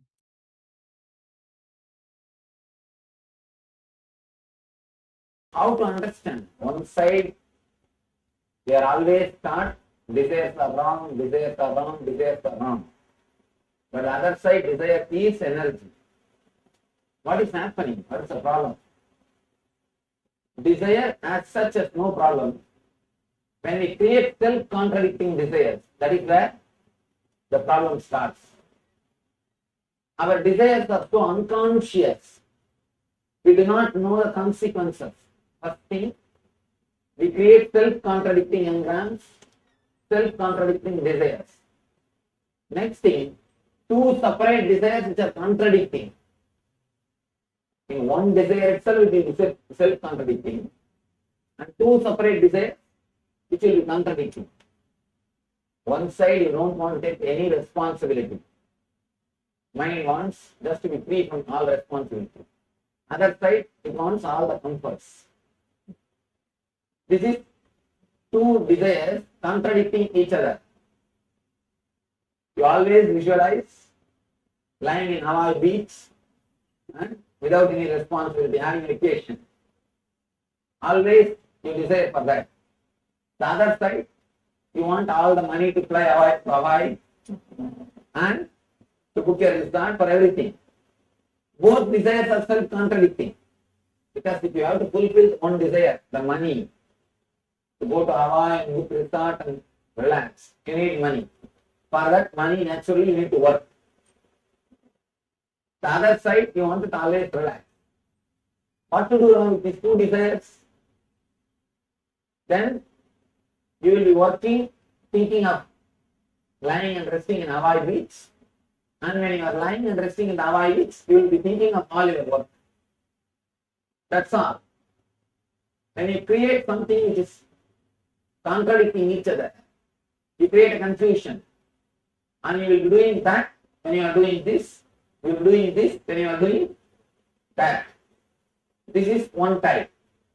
The other type, in a same engram, same samskara, creating self-contradicting. Just today morning I was telling. For example, if you have a headache, saying, I should get rid of this headache.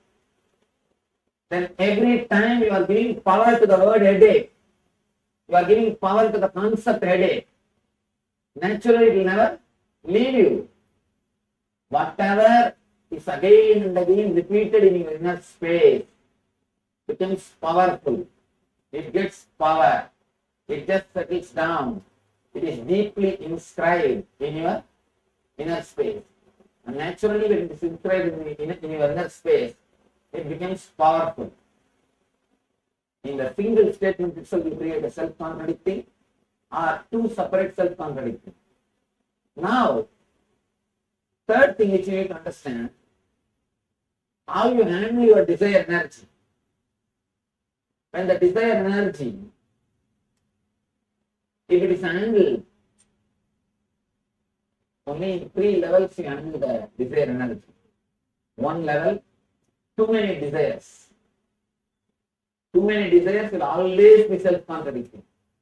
Even two desires will be contradicting, self-contradicting. For example, you have one desire to leave this room, this hall, through that way.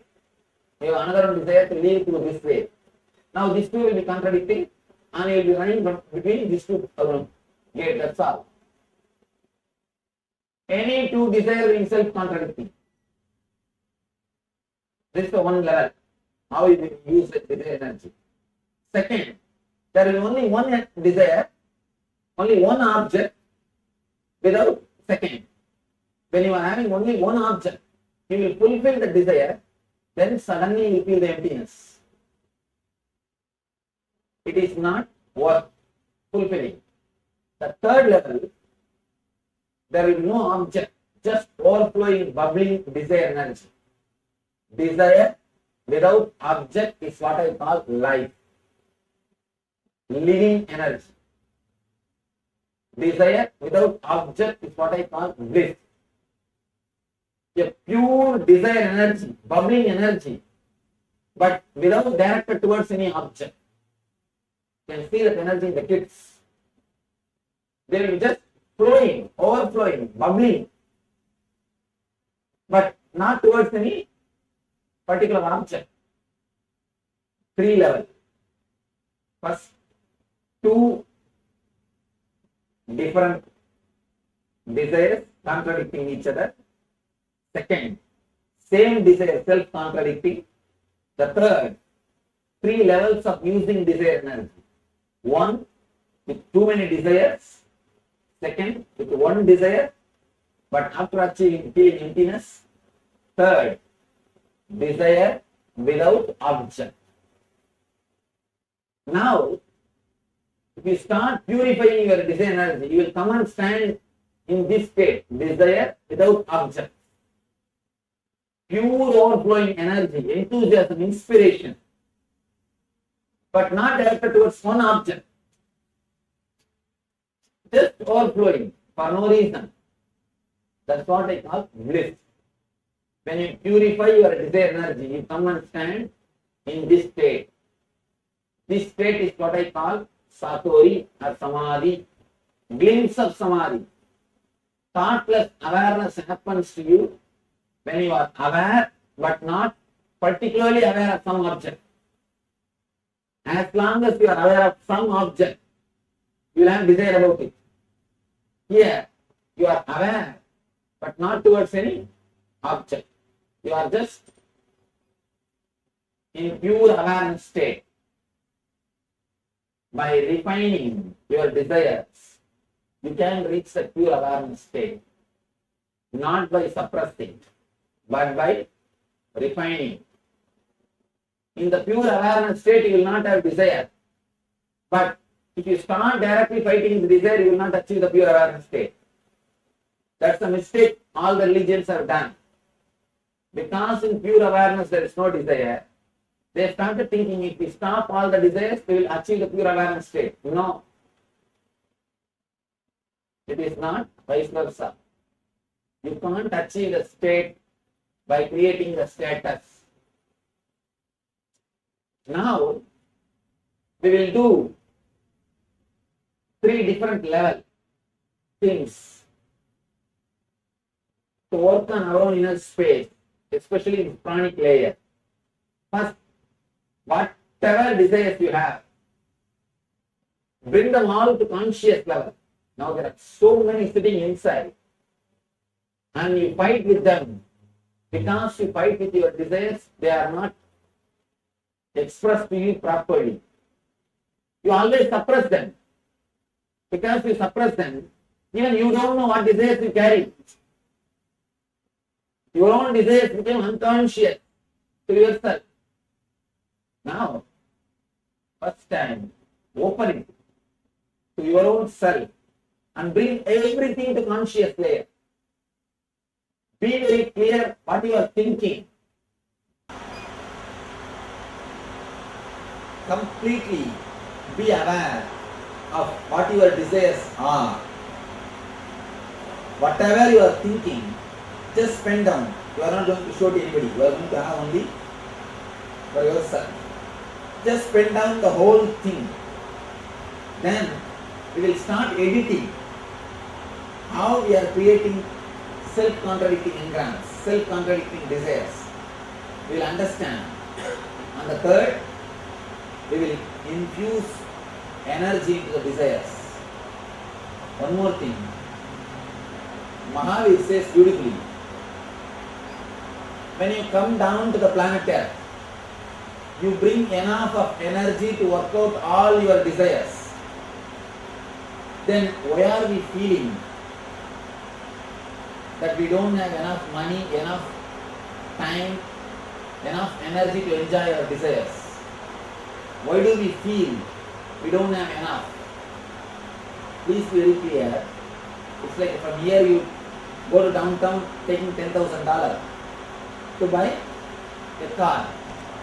After going there, you see one of your friends. He calls, no, come, let us go to the electronic shop, Price Electronics. You go there and get TV, fridge and buy all this electronic stuff and blow up all the money. Then after that, if you want to have car, you can't have. Naturally, you will start using the credit card. Same way, when you come down, you bring a set of desires and enough energy to fulfill those desires. That is what we call prarabdha karma. What you bring to fulfill in this life. But after taking the body, after assuming the body, you start collecting desires from society. Society infuses desires in you. The desires forced on you by society, you start fulfilling them also, fulfilling those desires also. If your father wants to become a doctor and he is not able to, he expects you to become. Now you are spending your whole life just to fulfill his desire. When you start fulfilling somebody else's desire, be very clear, you are caught in the trap. Naturally you will feel you don't have enough energy, you don't have enough time, you don't have enough money to fulfill your life. You will start feeling this is short, this is not sufficient, that's not enough. Why? Because you are not fulfilling only your desires. You start fulfilling somebody else's desires also. Do not waste your life in fulfilling somebody else's desire. The next question will come. How to know which is my desire and which is imposed on me? Which is forced on me? When you infuse consciousness, when you meditate on pranic layer, whatever is imposed on you, all those desires will automatically drop. It's like shaking a tree. If you shake a tree wildly, whatever dry leaves are hanging, all those things will drop. Leaf belongs to the tree, that will stay. But all the dry leaves will fall. Same way, now we are going to shake the pranic layer by a particular meditation. When you infuse energy into pranic layer, when you flood awareness into the pranic layer, when you bring your consciousness to the pranic level, prana energy to the pranic energy, whatever desires which is not yours, imposed on you, will automatically drop and die down. Just last MSP in Vancouver, one devotee, he was telling me, he did already one MSP, second time he came. He says, Swamiji, I thought that when you said the desires will drop, maybe I have to believe. But after the meditation, now I understand, really I forgot. So many things which was haunting me, I forgot. I never thought I'll have such big relief. Please understand, the meditation on this pranic layer is so powerful. Actually, your dreams, your desires and this world, all three are made of same stuff. Your dreams, your desires, this world, all three are made of same stuff. Very difficult to understand, but truth. All three are made of the same stuff. When you work on the pranic layer, you clear all the three. When you clear some one thing, all the other two are automatically clean. Now, when you meditate, work on the pranic layer, automatically you will see, even if you force your mind, doesn't go behind desires. The pranic layer, when we do meditation, we will be doing that only. You will be just going behind all the desires, one by one. Just leaving them completely. Suddenly you will see your mind comes back again and again to only one or two desires. All other things are dropping. They are not there anymore. Just they are disappearing. That's what I say. When you shake the tree, all old leaves drop by themselves. You don't have to do anything.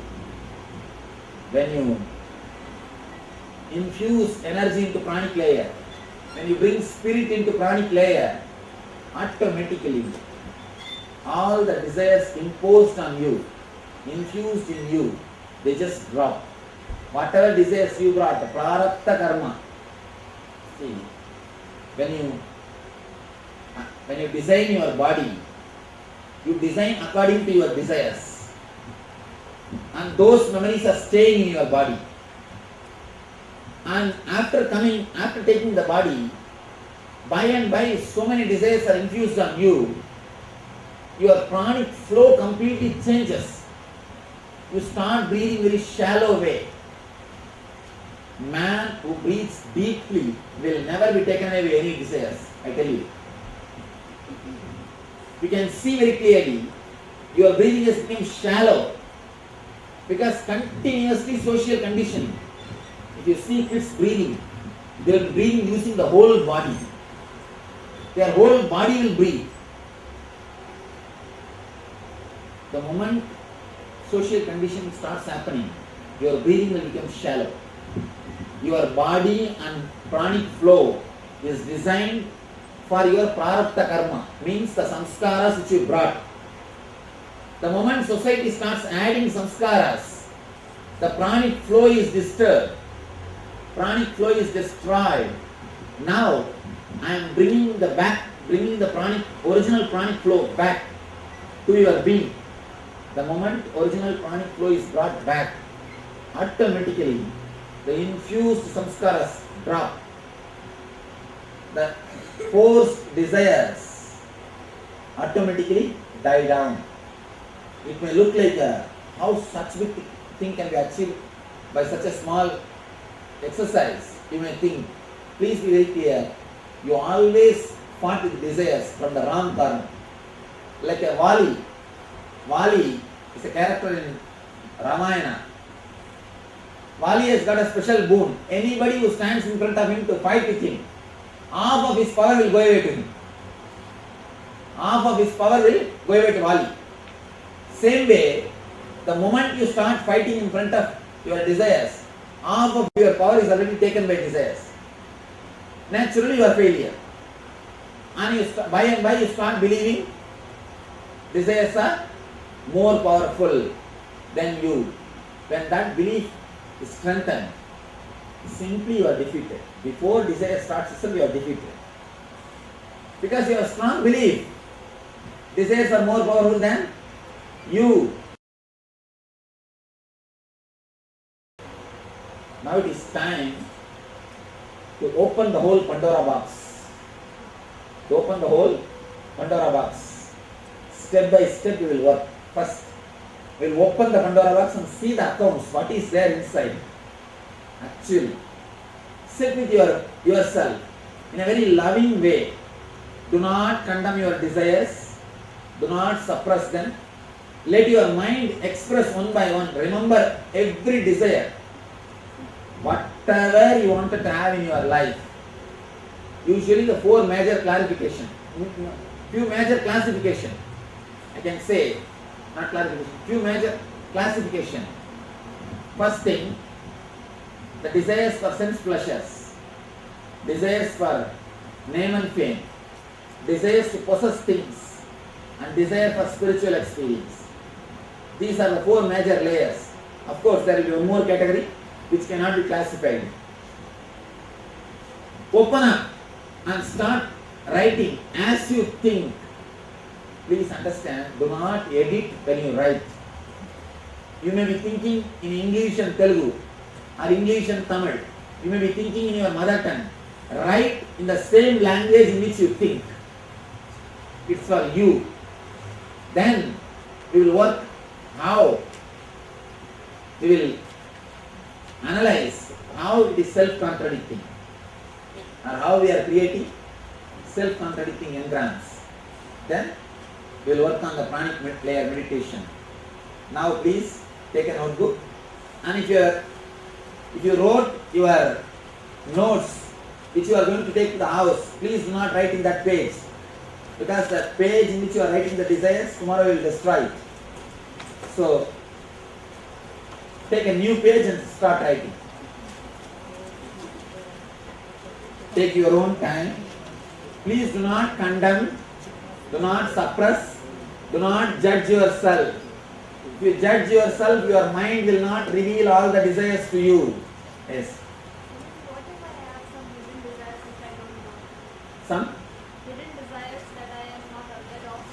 Now start digging, it will come out. That's why I am giving space for yourself. Can you, Swamiji, can you please repeat the classifications once again? 4. Desire for sense pleasures, like a thing to see good things, to hear music, to taste, for touch, sense pleasure. Next, desire for name and fame, recognition. 3rd, desire to possess more things. Why not have a resort in Hawaii? Why not have a cottage in Tirupati? And 4th, desire for spiritual experiences. Always fantasizing, sitting straight in a resort and beautifully meditating. I have seen always people fantasize about meditation, but they never do meditation. They always think in a sea beach or on a hill, I will be sitting straight, merged into myself. When they go and sit there, only they will understand the mosquitoes and start beating the mosquitoes. And restless. That's why so much of meditation mats are sold, but nobody meditates. I have seen so much of our meditation books are sold, CDs are sold, mats are sold. People buy and put it in the garage. That's all. Huh? That's all.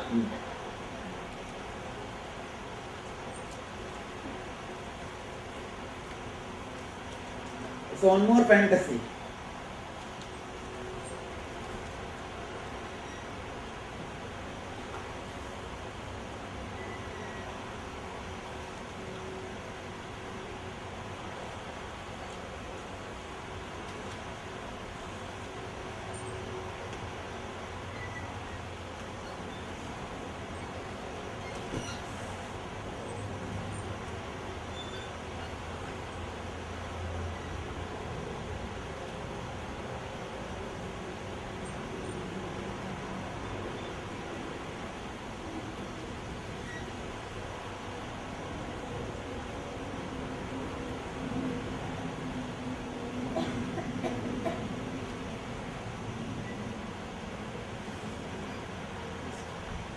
Please write in the same way in which you think.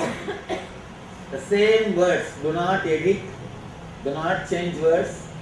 Just write in the same way. Only then you will start opening up to yourself.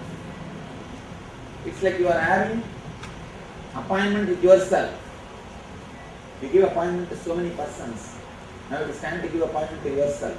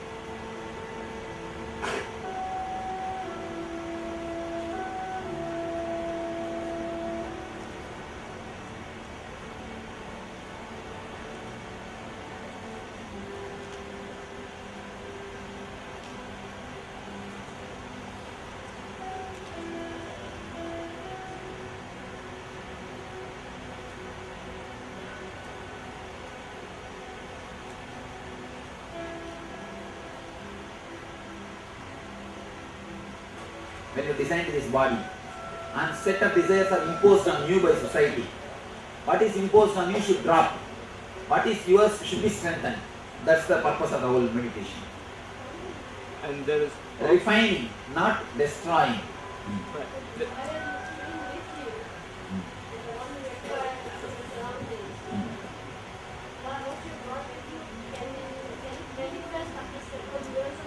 Yes. Because it's prarabdha, na? Prarabdha means you brought it with you. Only when you don't work out your prarabdha, you suffer cancer. Cancer happens to a person who doesn't work out his prarabdha.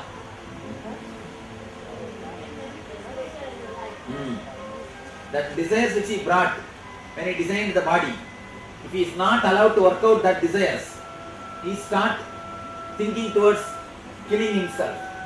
The suicidal thoughts. Suicidal tendency is the basic reason for cancer. The moment you start thinking, let me die, what is there? You are putting the seed for cancer. Never ever put these thoughts into your mind. Never ever even utter. Some people always torture others, saying that I will commit suicide. People come and complain, Swamiji, my wife always is threatening me. She will commit suicide. Usually women only threaten.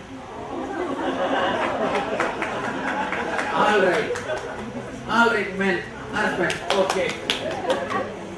And some people, when people come and complain to me, I tell them, tell her to do at least that properly. At least let him do that properly. Let him or her. Anyhow.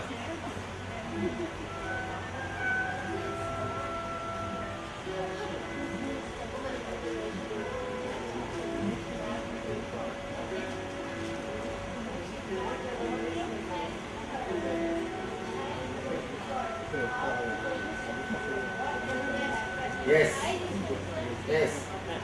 The child clearly decides. I mean, the body itself is designed according to your desires only. That's what I say, that biology of belief.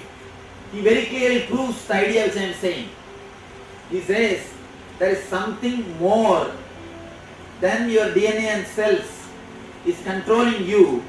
That force is directly attacked or directly related to your positive or negative thoughts. What's his name? Julius Lipton. Bruce Lipton. His name is Bruce Lipton. But did a beautiful research. I went through the book. Amazing book.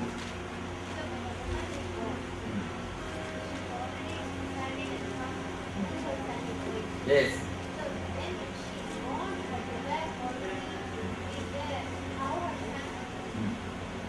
Not only son. Yes. Not only son, even the family. She decides. Clearly she decides. She chooses the diagram. At least the main course, the person chooses. Clearly, they choose. There are something like a house, size of the house, size of the car, these all can be imposed by society. But these basic things, like a marriage and son and all these things, are, we bring the plan. We bring the plan.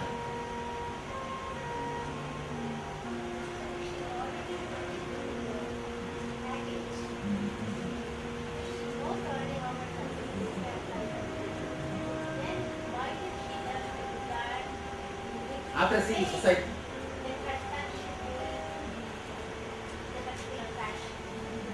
after seeing the society, you see the society and pick up these models. Oh, our son is like this, his son is like this, mine also should be like that. After seeing the society, we pick up the model, we pick up the idea.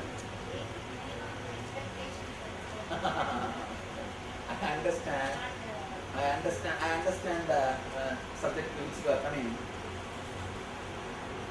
But even the basic minimum things, what you say as basic minimum things, are also picked up from others only. It's from others only. How does the person figure out from the Advertisements. What do you think all these advertisements are doing? And especially, please never watch advertisements about psychiatric drugs. If you watch those advertisements, you will start thinking, I think I also have that symptom. Should I go to the doctor once and consult? Especially medicine advertisements. If you watch, slowly you will again and again start thinking, should I go and see the doctor once? Should I consult? Should I ask about this medicine? Never ever watch the advertisements related to medicines. Just change the channel and escape. Yes.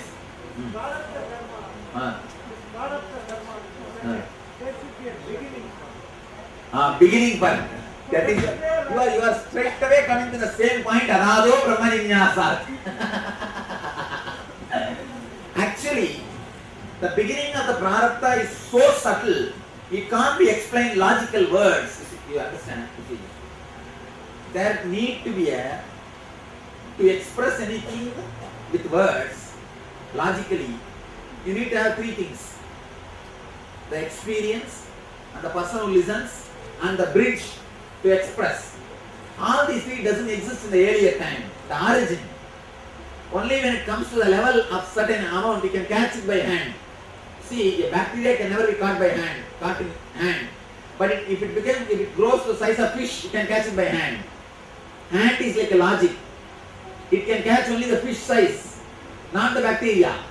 You are asking, why not we catch the bacteria by hand? It is impossible.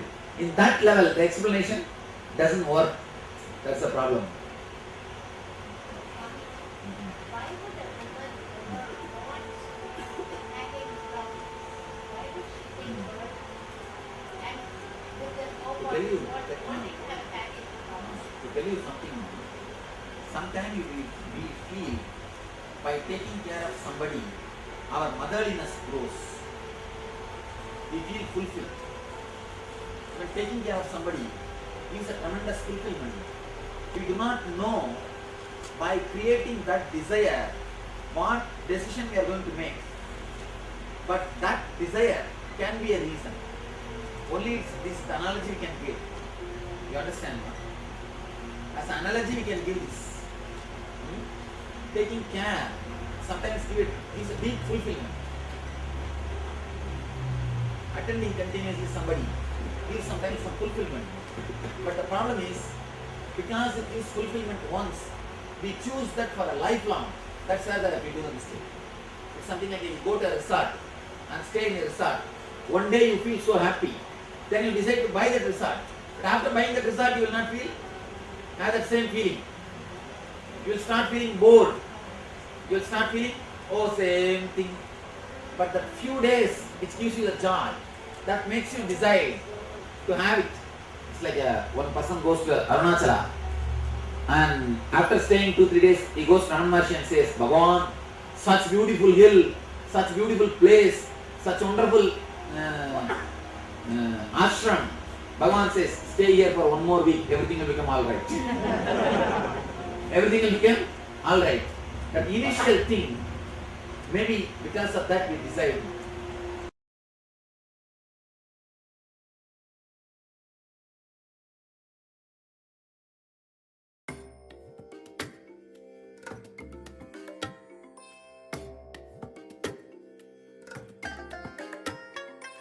I bless you all. Let you all open all your 3 eyes and manifest the powers of Mahasada Om Nithyananda Paramashivoham Om Nithyananda Paramashivoham.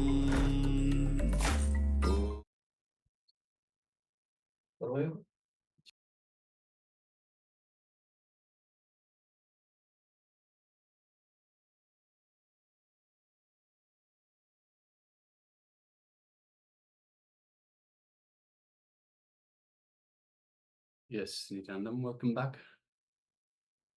And Ma Agamapriya, So with regards to the oil pulling, so we double checked. So it's a different type of oil pulling that we were talking about. We put the information in there. So requesting you to yes, you already put. Thank you. Yes, thank you very much, Mark. All right. So those were revelations by the Supreme Pontiff of Hinduism on the pranic body. And along the same lines, we'll be moving on to the internalization exercise for the pranic body and desires. Yes. So let's now prepare ourselves to enter into a short internalization exercise on the same pranic layer, on working on our desires. So how do I know which desire is mine, right?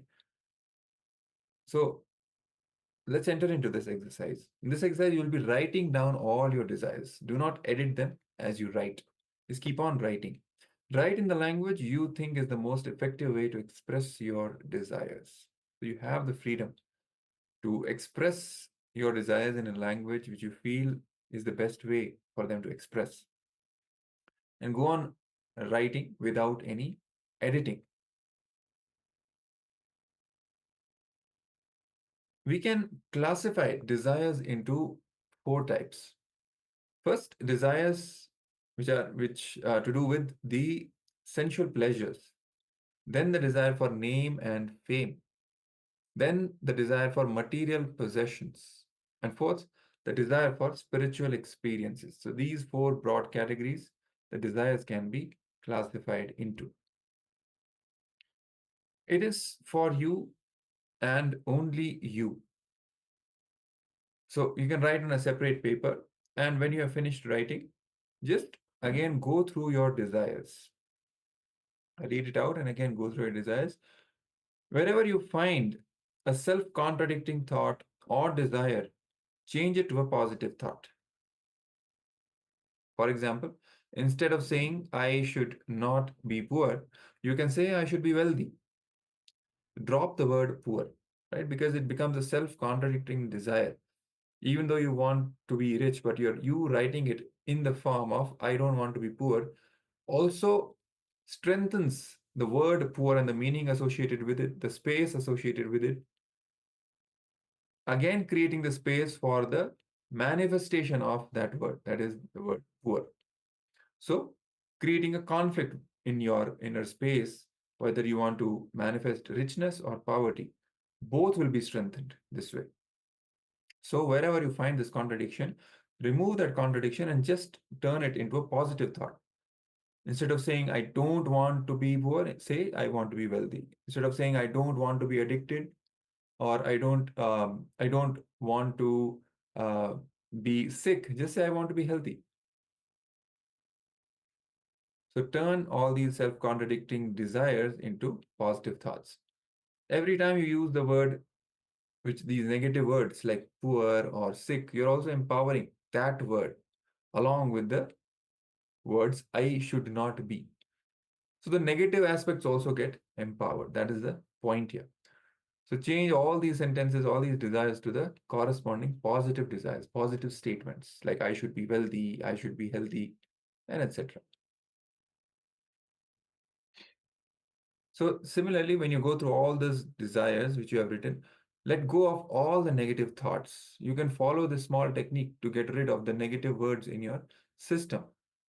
Talk to yourself, especially in the morning and before going to bed. Express all your thoughts only through positive words, no negative words. When you express your desires, remember not to include any self-contradictory negative words, only positive words, positive desires, positive statements.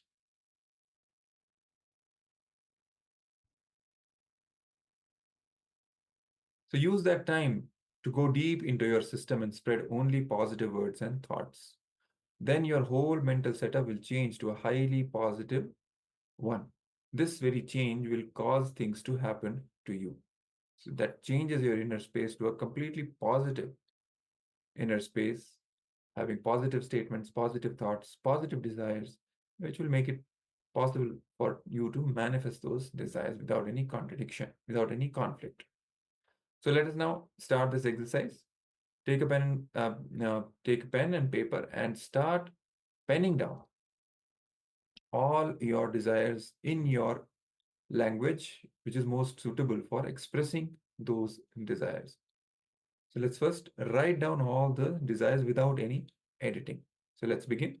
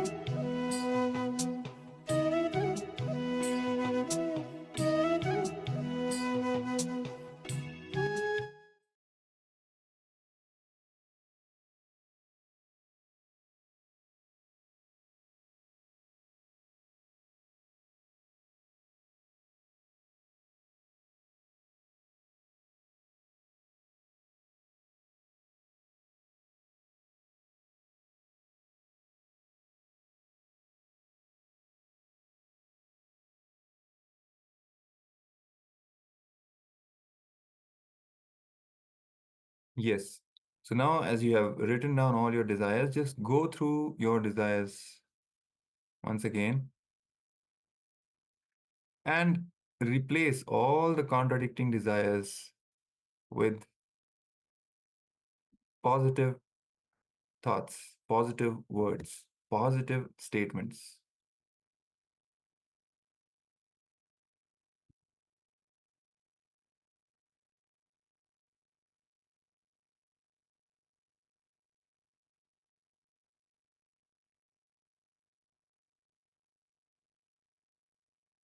For example, instead of saying, I should not be poor, you can say, I should be wealthy.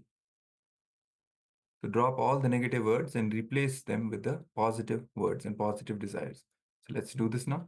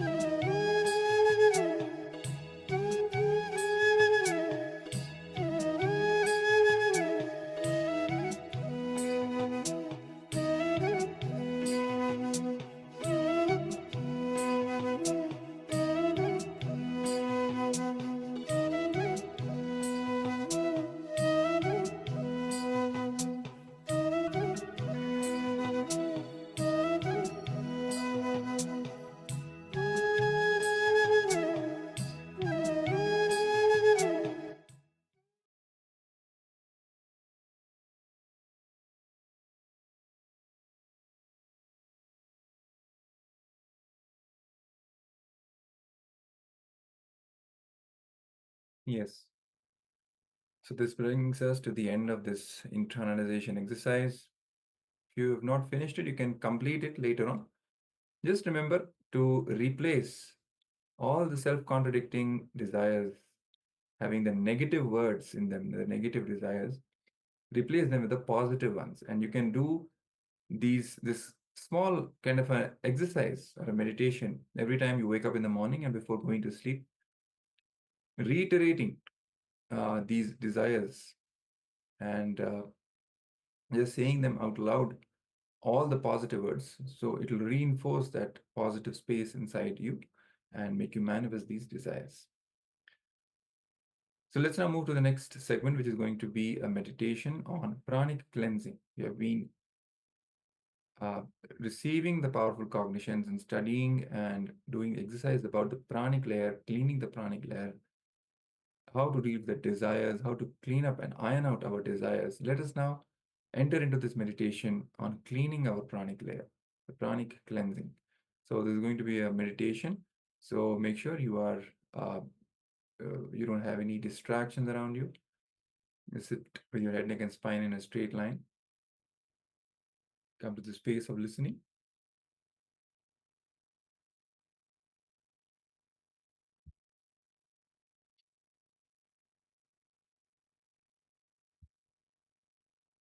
And let's now enter into this meditation.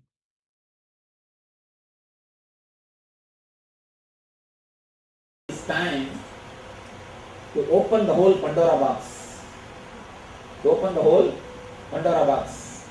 Step by step we will work. First, we will open the Pandora box and see the accounts, what is there inside. Actually, sit with yourself in a very loving way. Do not condemn your desires. Do not suppress them. Let your mind express one by one. Remember every desire. Whatever you wanted to have in your life. Usually the four major clarification. Few major classification. I can say, not clarification, few major classification. First thing, the desires for sense pleasures. Desires for name and fame. Desires to possess things. And desire for spiritual experience. These are the four major layers. Of course, there will be one more category which cannot be classified. Open up and start writing as you think. Please understand, do not edit when you write. You may be thinking in English and Telugu or English and Tamil. You may be thinking in your mother tongue. Write in the same language in which you think. It's for you. Then we will work how we will analyze how it is self-contradicting or how we are creating self-contradicting engrams. Then we will work on the pranic layer meditation. Now please take a notebook, and if you wrote your notes which you are going to take to the house, please do not write in that page, because the page in which you are writing the desires, tomorrow you will destroy it. So take a new page and start writing. Take your own time. Please do not condemn, do not suppress, do not judge yourself. If you judge yourself, your mind will not reveal all the desires to you. Yes. What if I have some hidden desires which I don't know? Some? Hidden desires that I am not aware of. Now start digging, it will come out. That's why I am giving space for yourself. Can you, Swamiji, can you please repeat the classifications once again? 4. Desire for sense pleasures, like a thing to see good things, to hear music, to taste, for touch, sense pleasure. Next, desire for name and fame, recognition. Third, desire to possess more things. Why not have a resort in Hawaii?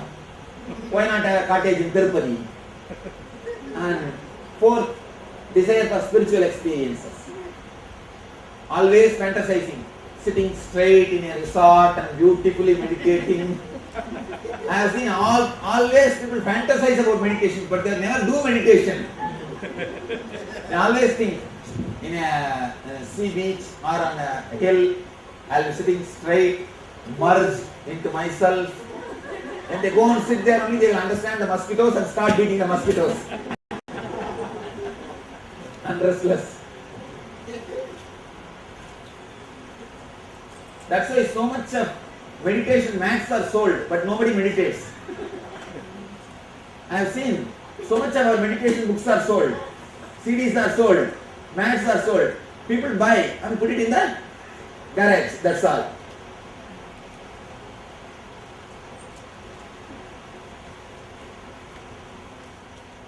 So one more fantasy.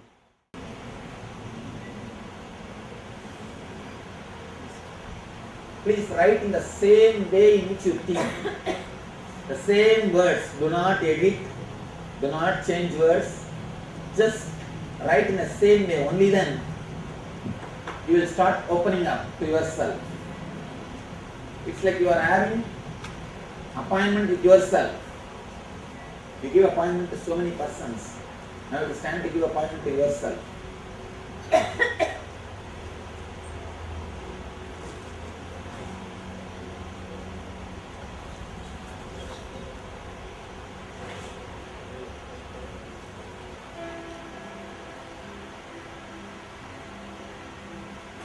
When you designed this body, and set of desires are imposed on you by society. What is imposed on you should drop. What is yours should be strengthened. That's the purpose of the whole meditation.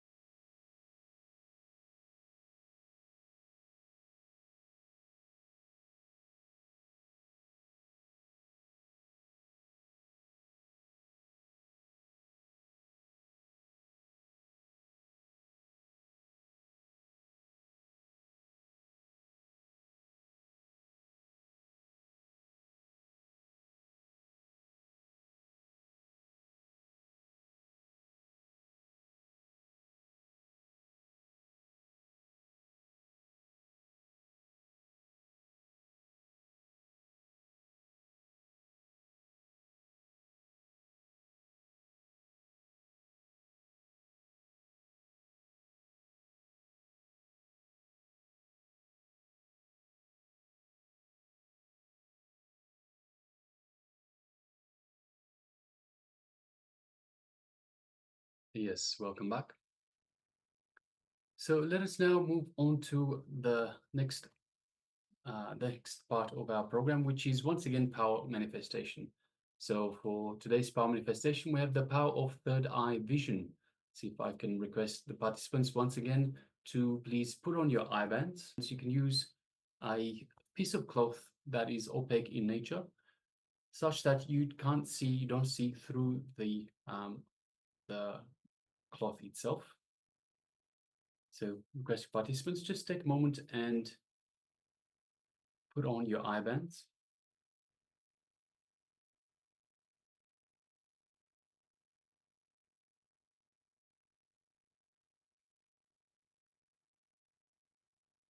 And requesting all participants that don't yet have the camera switched on. So we have Ishana Shivam, Martina Aura, and Ma Shu Weiping, requesting if you could please switch on your cameras and be available in the camera frame itself. And also Ma Du Ling Ling, if you could please switch on your camera and be visible in the camera frame itself, Ma.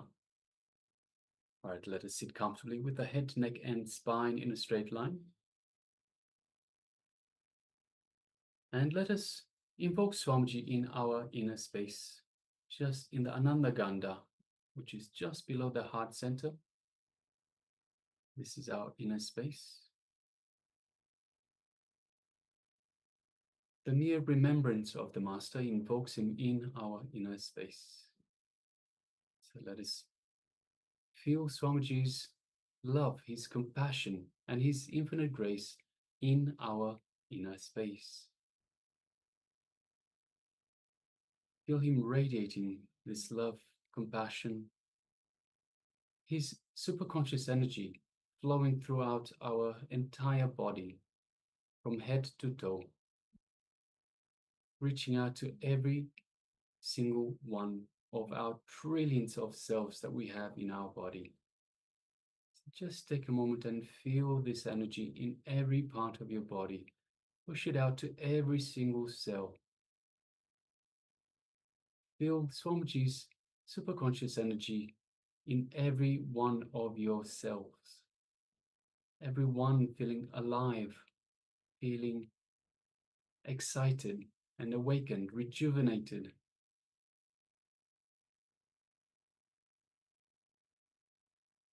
Just take a moment and relax in this wonderful feeling. Feel the space of oneness with Swamiji, the supreme pontiff of Hinduism, the living avatar, an incarnation of Paramashiva himself. Just take a moment and sit in this space of oneness. Feel the warmth, the love, the energy. Now, from this space of oneness, let us move our gaze to the third eye, just between the eyebrows. And let us just gently, through our third eye, let us look into Swamiji's third eye.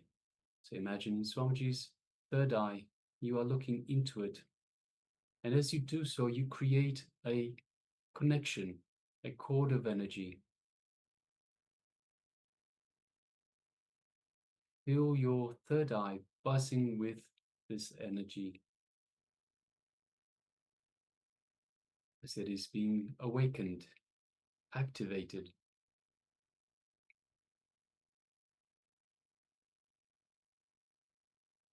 Now let us start chanting the Mahabhakya. Om Nithyananda Paramashivoham. Om Nithyananda Paramashivoham. Om Nithyananda Paramashivoham.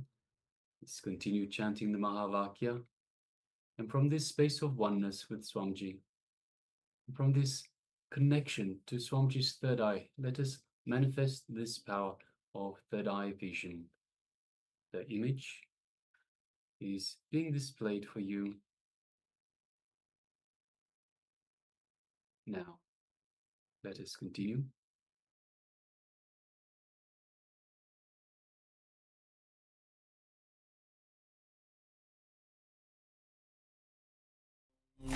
Nithyananda Paramashivoham.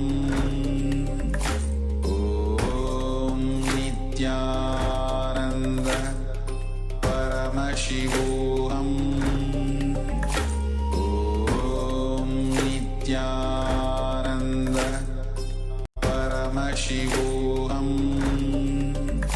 Om Nithyananda Paramashivoham. Om Nithyananda Paramashivoham. Om Nithyananda Paramashivoham. Om Nithyananda Paramashivoham. Om Nithyananda Paramashivoham.